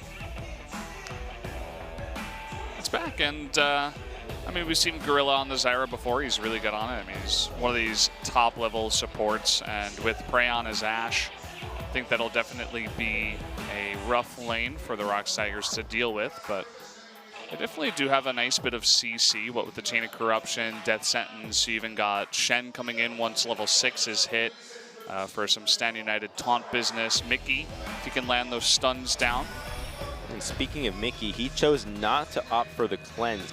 Granted, there's only one real cleanse target on the side of the Longzhu gaming lineup, as Ashe is the only major threat, and not taking the cleanse means that he's going to be much more free to roam around the map, respond, and react to ganks. But if Prey is on point with his arrows and chooses to focus Mickey, any arrow that connects will be the death of this Syndra, and as such, we can expect Prey to at least throw them from downtown on the hopes of catching Mickey.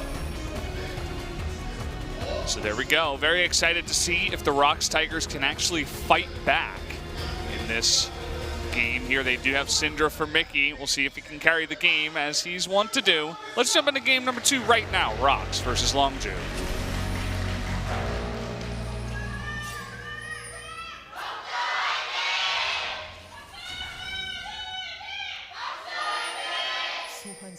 Might see some action early on, as a 5-man move from the ROX Tigers is looking for possibly Gorilla. Oh. He's by himself, but immediately gets scouted out.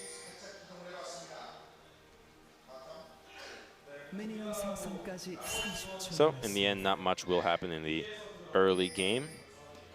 Longzhu does not feel comfortable going in for invades in the blue side to go for some deep boards just yet, as they did not scout out the remaining members of the ROX Tigers. So it is understandable for them to play reserved, and now that they have seen them, you can see Khan reactively go for an invade, and that's exactly what we were praising him for in game one, where he would see the enemy team, understand the windows that he has to invade and find vision and move even towards the mid laner and steal some camps, threaten the dive, and maybe even walk towards the bottom and threaten anything around that area, that apply pressure on everywhere in the map. And that's what you want to have out of your top laner. It's not an island. It's not a place that does not affect the rest of the map. It's however good you are around it is however much pressure you can get. ROX making a big move here to the Raptors, and Cuz is like, okay, you can have them. I'm going for your Raptors. That delays him heavily, so a great move from the ROX to start out. Cuz will not get scouted, and the map does get split. It doesn't seem like the ROX Tigers are going to be trying to stop Cuz from counter jungling, so the map will just split up, and this opens up Longzhu's bottom lane to bully out Ki and Sangyun, and the Thresh Varus lane that you would want to flash play the Zyra, to flash play the Ashe, to go for a crazy hook, is not going to have that opportunity, as Mighty Bear is relegated to the top side of the map. And good idea from ROX Tigers to slow down Cuz, but their reaction splits up the map, and you have to imagine that this benefits them. Yeah, I mean, you could see just how fast Cuz was just like, okay, well, hold that thought. Khan jumping off of the Skarl here. That's going to be a first blood to Mighty Bear with the level 2 gank up in top lane. Yeah, surprising gank there. You don't really see a Graves ganking you that early, but the early trading from Linderang would have been an indication of something fishy going on in the top side. So the map being split isn't respected by Longzhu, and Khan loses both his flash and first blood for no cost. That was a quick and easy kill. Nothing crazy happening here. Look at the trade going on. He goes for the CS. He's like, oh, let me farm a little bit more. Yeah. Super greedy. Just no, thought about where Mighty Bear could be. Could he be coming up into top? And I mean, generally against the Shen, if it is just the one-on-one, you're going to be okay to go for that, but not expected Mighty Bear. And it's the map split plays, which is typically one of the most difficult concepts that teams struggle with, is an easy way to find punishment, and ROX Tigers do so and are off to a nice lead. A good start from Mighty Bear so far. The most banned Graves in Korea, the deadliest Graves. Digging a grave right now for Khan. Up there in the top lane. It's just one kill, but definitely a good first blood. We have Cuz. He went for his classic red side 3 camps into recall longsword control ward. He's under vision, however. I believe there's a ward in the romp camp. Can't see it too well on the minimap.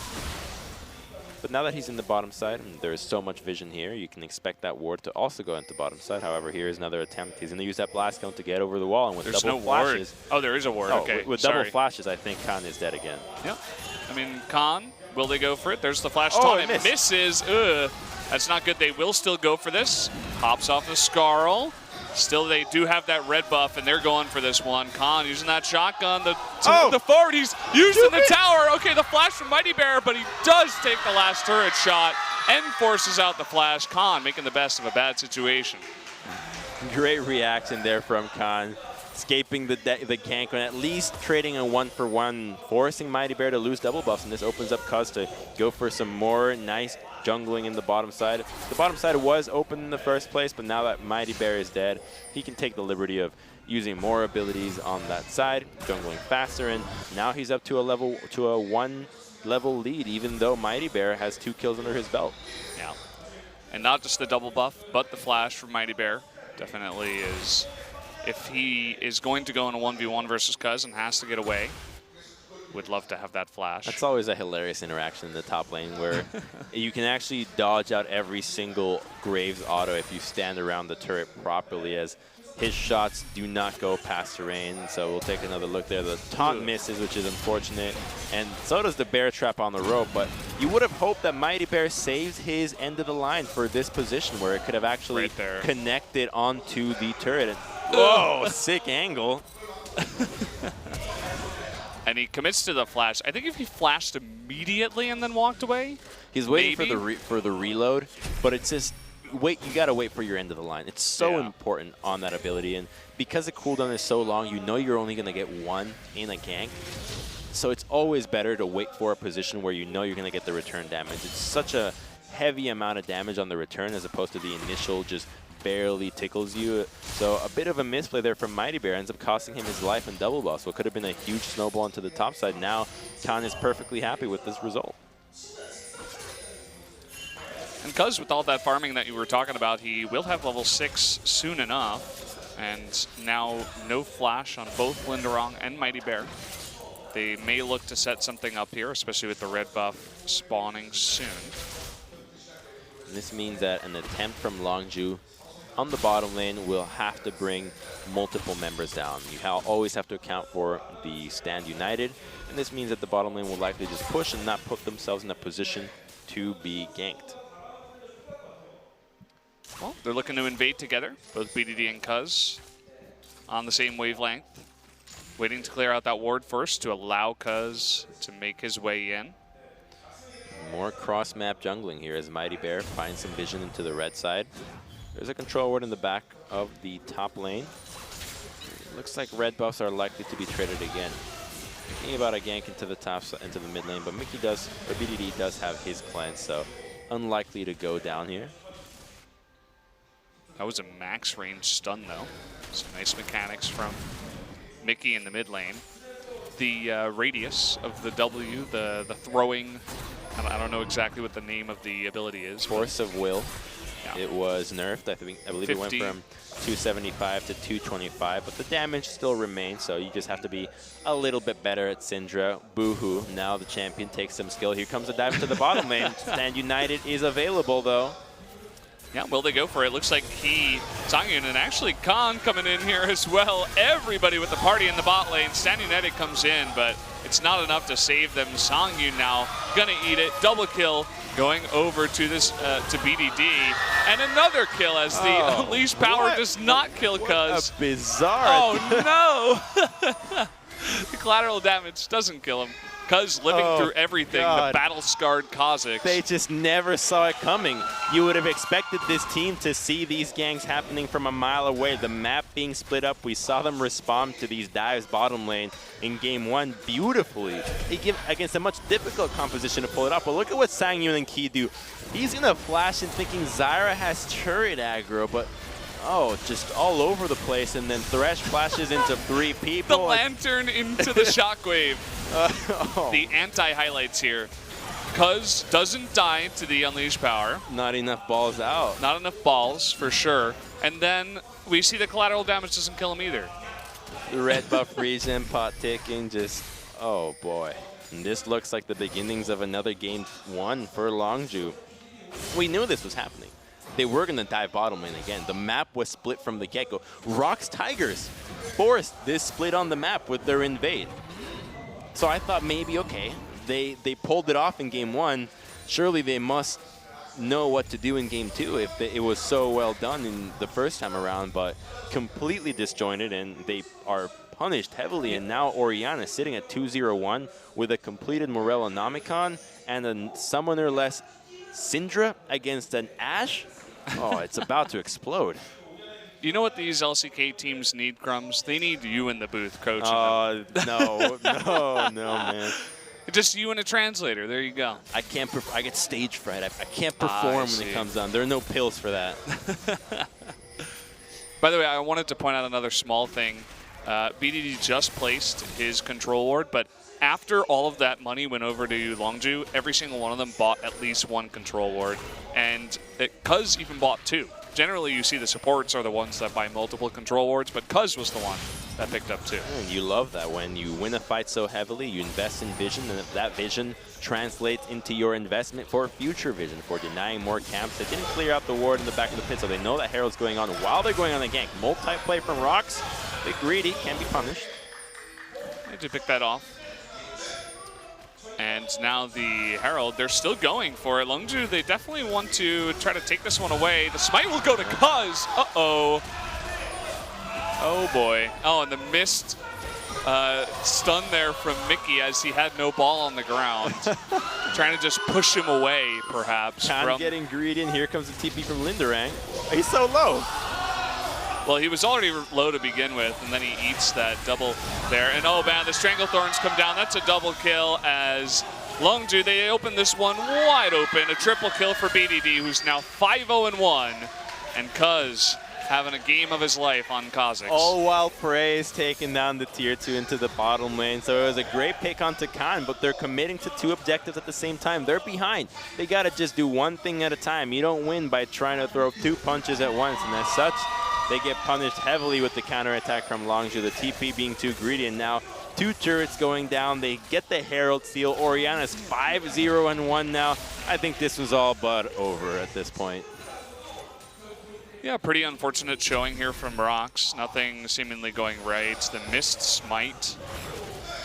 We'll see. He tries to burst it down, but just a little bit early, and a perfect smite. He doesn't Cuz. wait for the end of the line to come back. That's the main damage from Graves' Q. And I see the stun there from Mickey. Actually, he did hit the ball, but it hit the wall right away, and Cuz just dodging it. The Stranglethorns here from Gorilla are what really makes a difference. I believe he hits a 2-man root 2, just a huge root into a massive ultimate. No Everybody flash, going down. Even he just lines it up perfectly. ROX running straight at the Zyra. BDD able to pick up all those kills. Now looking for another one into top lane. All the CC in the world will mean the end of Linderong's life. And it's the end of Mickey's life as well. Well, there it is. It eventually happens as BDD is just off to the races. We've gone off the rails. Yeah, this is... we don't have any train teams here in LCK, but definitely has gone off the rails. You say Dream Teams? Train teams. Oh, train teams. Okay. Yeah. Well, KT Rolster, Rise on Tracks, they are named after roller coasters. It's the Korean spelling of it.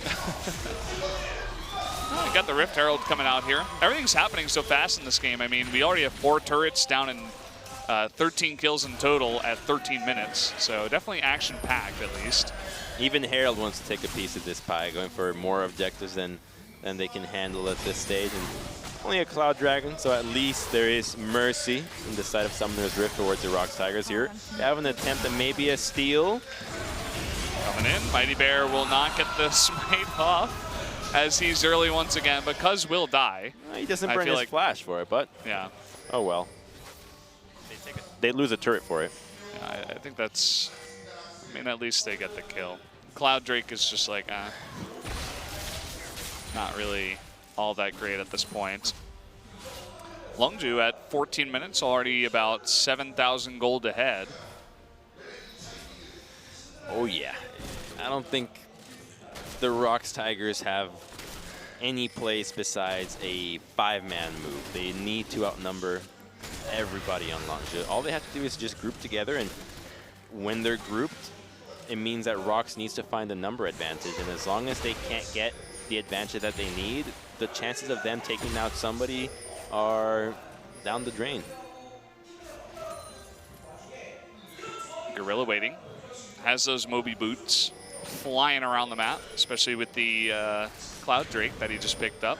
See how fast he's running. Such a rare sight to see when you see a Zyra herding a Syndra around the map. Yeah, generally the Zyra would just get ulted down. But Mickey's super far behind. I think he just finished his Merlinomicon. Yeah, I think BDD's in the works for a Ludens. I'd imagine he wants to spike early here, not going for the death cap, making sure that he can dodge out of as many abilities from ROX Tigers, and it is going to be that Ludens going with the purple items. I always love when teams think about color coordination. I mean, it's just the Ludens and the Blade of the Rune King. No, I mean the Morellas and Ludens. Oh, okay. So not teams, but players. Both. Okay. There was my favorite meta is actually when you had all blue items? all purple champions were actually the really? The meta. Yeah. I think it was Shen, Evelyn, Kassadin. I don't remember the AD for it. The purple AD. Maybe it was Callista, and then like Thresh. There was a purple Thresh skin. I feel like a lot of those guys are kind of just. Oh, nice flash there. Oh, Chain of Corruption actually hits Zyra in the back. They're just going to turn it around immediately. Big shockwave as well. ROX, they're trying their best, but that's 3 more kills to Longzhu as BDD goes legendary. Yeah, they don't have a chance if they do this. They need to do a 5-man outplay. I'm not sure why they wouldn't commit the Stand United to do this, but getting a bit greedy even though they're in a behind position. And now this one's just, it's already done. If they're not even going to go for the 5-man attempt, then Longzhu have no problems dismantling them. Got the push coming in. Guys, Baron hasn't spawned yet. So... Herald hasn't even had the chance to kill herself if she could. Yes, I mean, the timings of those two things are very similar. Just making it more drastic. Drama. Everyone loves drama. It's Shakespeare. Everything. Even his comedies were dramas. They're tragedies. Yeah. Just waiting for someone to write a piece about what's happening to the ROX Tigers. Is their team going down the drain? I'm sure they're fine.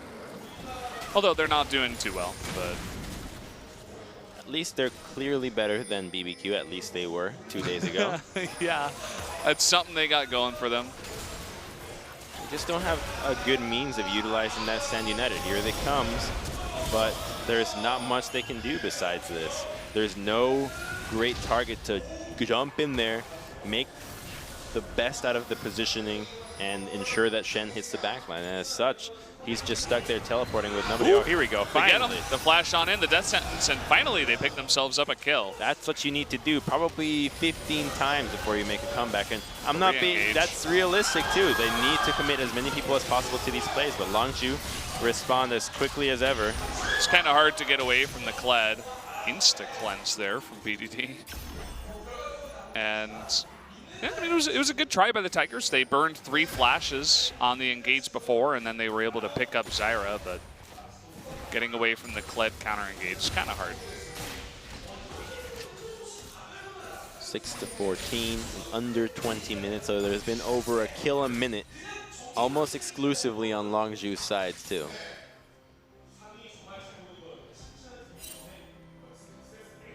Yeah, this is the point in the game where... Just tell me a story. Well, you can call it Goodnight ROX Tigers. Sing me to sleep, ROX Tigers. You ever read that book, Goodnight Moon? I didn't read books in English when I grew up. What kind of books do they have? So actually there's a book that was about a wasp that was super mean. And the wasp was just an asshole to everybody, and they got stuck in a cup. It was falling inside a cup. It was drowning, and because it was such an asshole, nobody would want to help it. So it kept drowning and drowning, and I think it died. But the moral of the story was the moral of the story was you need to let go of your anger in order to not drown, because it kept drowning, so it kept flapping its wings inside the water, and it just didn't work that way. What an awful story. It was a great story. I think it got the point across. What? I prefer the one about the mice in the cream. Do you ever hear that one? No. Is that Ratatouille? No. So one mouse, he gave up early. He accepted his fate, and he drowned in the cream. The other mice, the other mouse. Hang on, first question. Why are mice in cream? No, it's, you know, sometimes you get caught in cream. It happens to everyone. So the second mouse, he kept on squirming and squirming, trying to get out of the cream, waiting in the cream, and eventually he turned it into butter. So the moral of the story is you got to work hard to achieve the prize. Shockingly similar to mine, except the reward of mine was working kills you. I think the moral of that story was just like, Recognizes if don't be an asshole. Recognize if you're in cream or water. No, I think it's actually a good lesson when I think about it. You know, that's a pretty good lesson that you should teach kids. Just don't be a jerk, and you'll be pretty good in life, I think. Oh, sick arrow there. Look at Prey. Yeah. He's going 1v4 up there. He might still live. Oh, he's still alive. Oh, never mind. Linderon takes him out. The entire lineup of Longzhu is collapsing, though. Here comes Kled and Kha'Zix running them out the lane.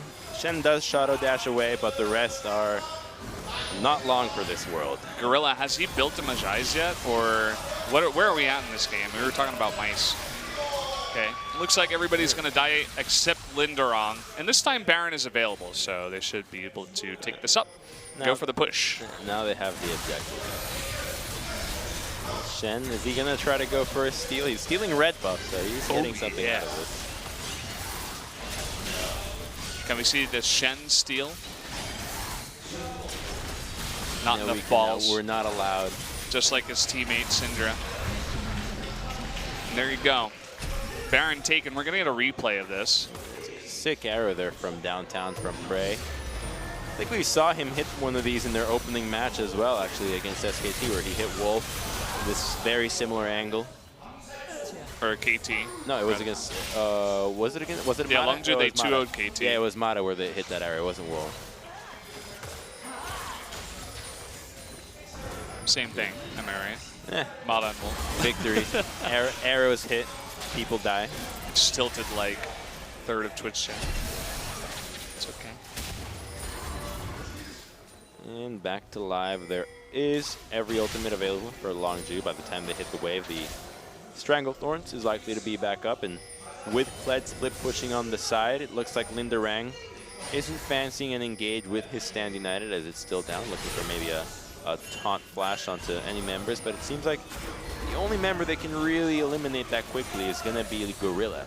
Cuz is a bit more slippery than Azira, and there is already a QSS built onto Prey, as well as a cleanse on BDD.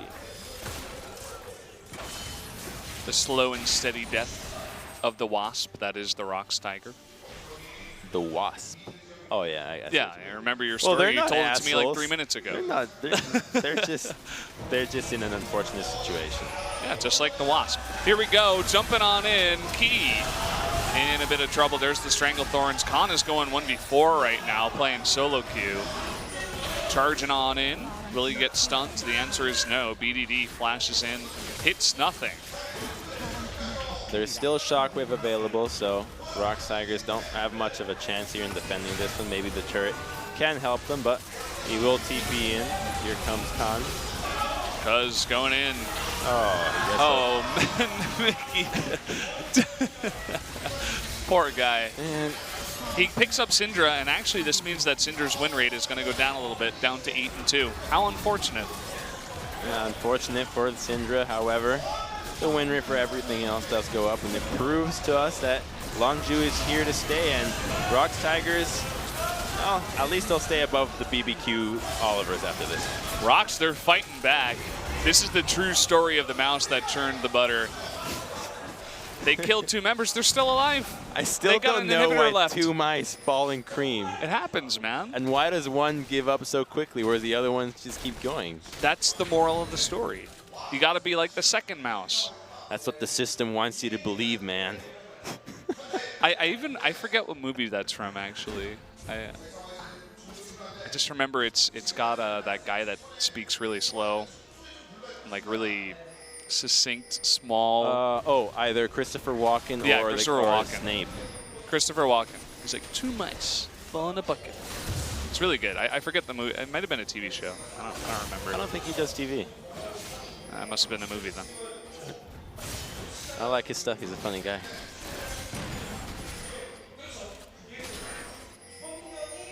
Just look at the item discrepancy between mid lanes here. Morello Nomicon, Void Staff Boots, 2 completed Ludens, Haunting guys, and the Needlessly Large on top of it. I mean, he's 9-1 and 8.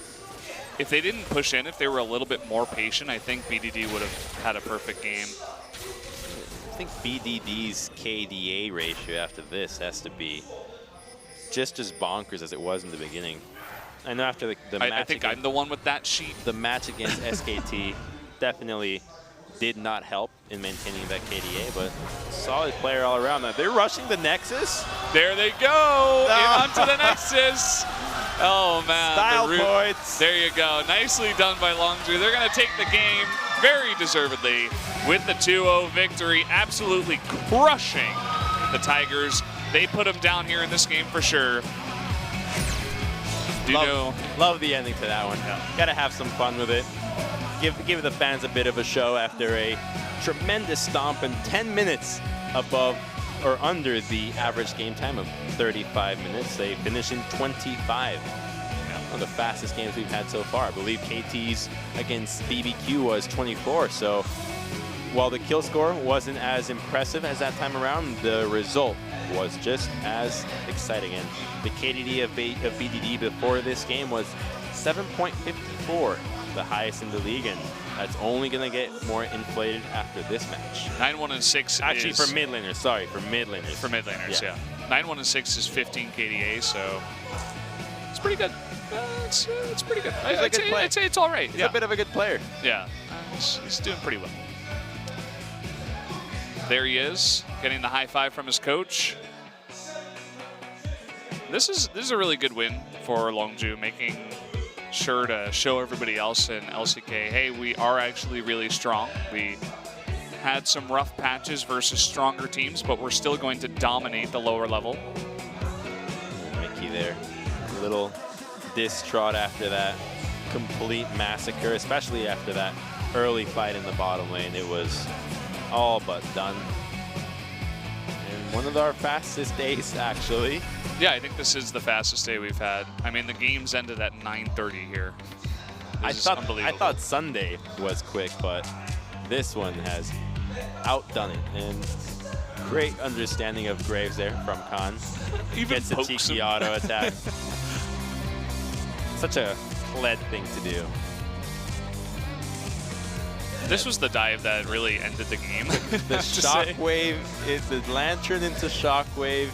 Shen then taunts even deeper into the team, so he's gonna get chunked out. Stranglethorns. Gorilla's Zyro is really cool to see here too. He's really on point the entire game. Cuz doesn't die with pot and red buff. Took unleashed power and collateral damage and still lived. And this one was so unfortunate. Another great smite from the young player of Cuz, man. The rookies are so good at smiting and dodges out of everything. Everything. Kind of hoping that he actually went on to Mickey there, but plays it safe. They see the TP, but in the end, the Zyra that you're talking about, Gorilla, it's a sick root right here. Bam. Oh, Craigasm. Double root into double Stranglethorns. All two. Oh, Mickey actually did a really cute unleashed power there. I think like 3 balls hit BDD. It did like not even half his health and damage. Definitely the cutest Cinder we've seen here in LCK. An attempt on filling the rank. He flashed, but he was already latched on. An arrow was still available for Prey, so no chance of survival. This destruction today. Well, let's take a look at the result. Well, 13,000 gold ahead.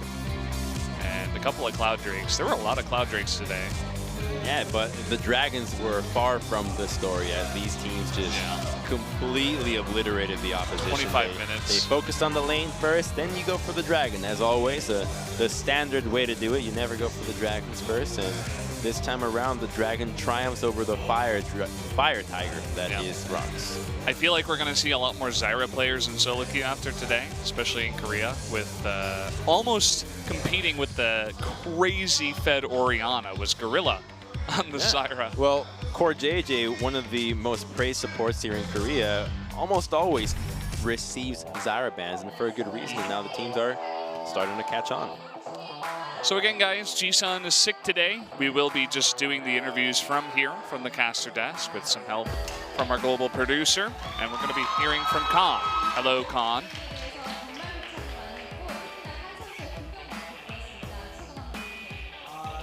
A lot of casters are giving praise to Longzhu, especially to you, Khan.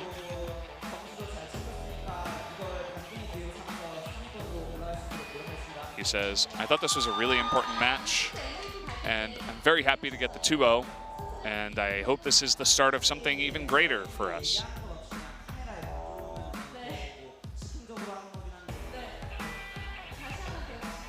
Khan was showing some fan service earlier on, some peace signs to the camera.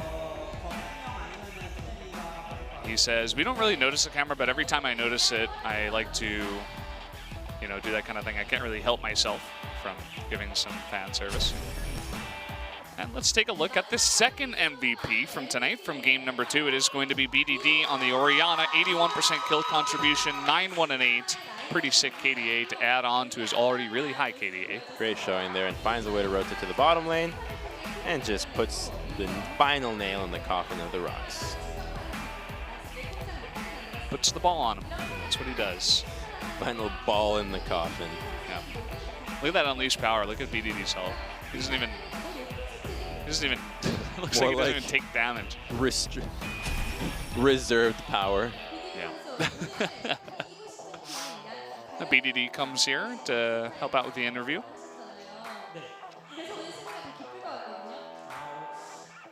He says, must be very impressed. Beating your former head coach, Khan, I think he said, on the ROX Tigers.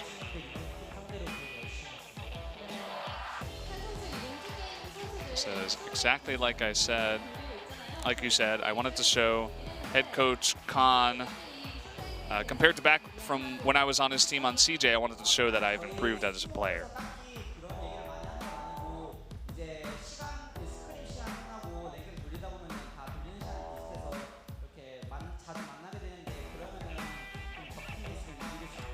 Now the Longzhu players always seemingly playing together in solo queue. Khan says, that's just the team schedule. Every time scrims are done, we all play solo queue all together at the same time. Also helps their rank, you know, on the ladder and challenger.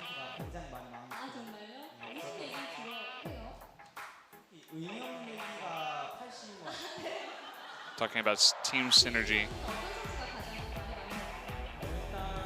Khan says, I think Braskel is a very talkative player.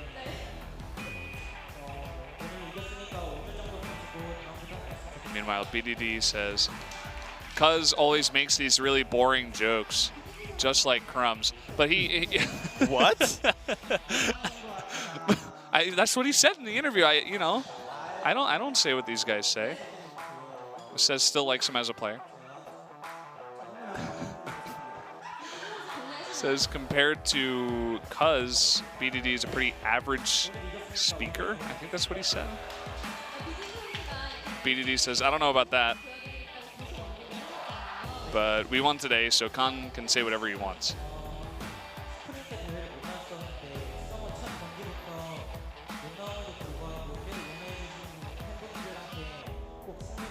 Message to the fans from BDD. Says, I didn't get to play a lot in the spring split. Red, not at all. And he wants to think that all the fans waited for him to appear in summer, and he says, thanks for waiting for me. Keep cheering for me. And for the next match against MVP, Khan says, we'll work harder in scrims and make sure that we give a very good performance. I think that should be a pretty one-sided match against MVP. One final message to all Longzhu fans from BDD.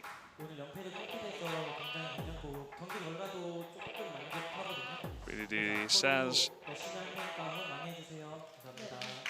we lost recently, but I'm glad that we were able to win today, and we will try to build a winning streak from here on out. So keep cheering for us. What? Asking for a victory ceremony from BDD. There you have it, guys. Hope someone got a picture of that. And I wish when I raised my hands like that, I got such a reaction. Well, let's take a look at the standings here.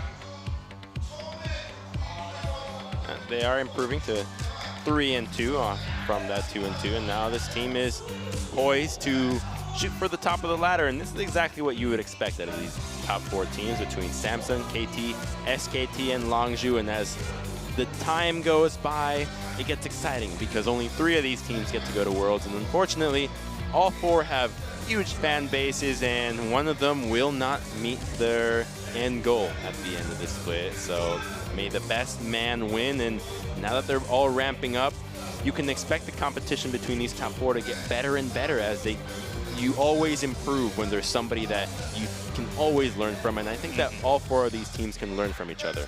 Would have to agree, and I'm glad you put it that way. You know, 3 spots, 4 teams essentially right now. We'll see if Jin Air actually tries to break into that top 4, because they are close for now, but again, it is still very early. These teams have, I think, 14 more games, or 13 more games, because they've played 5 and 18 in total. Got to play a lot 9 games twice. Lots of league.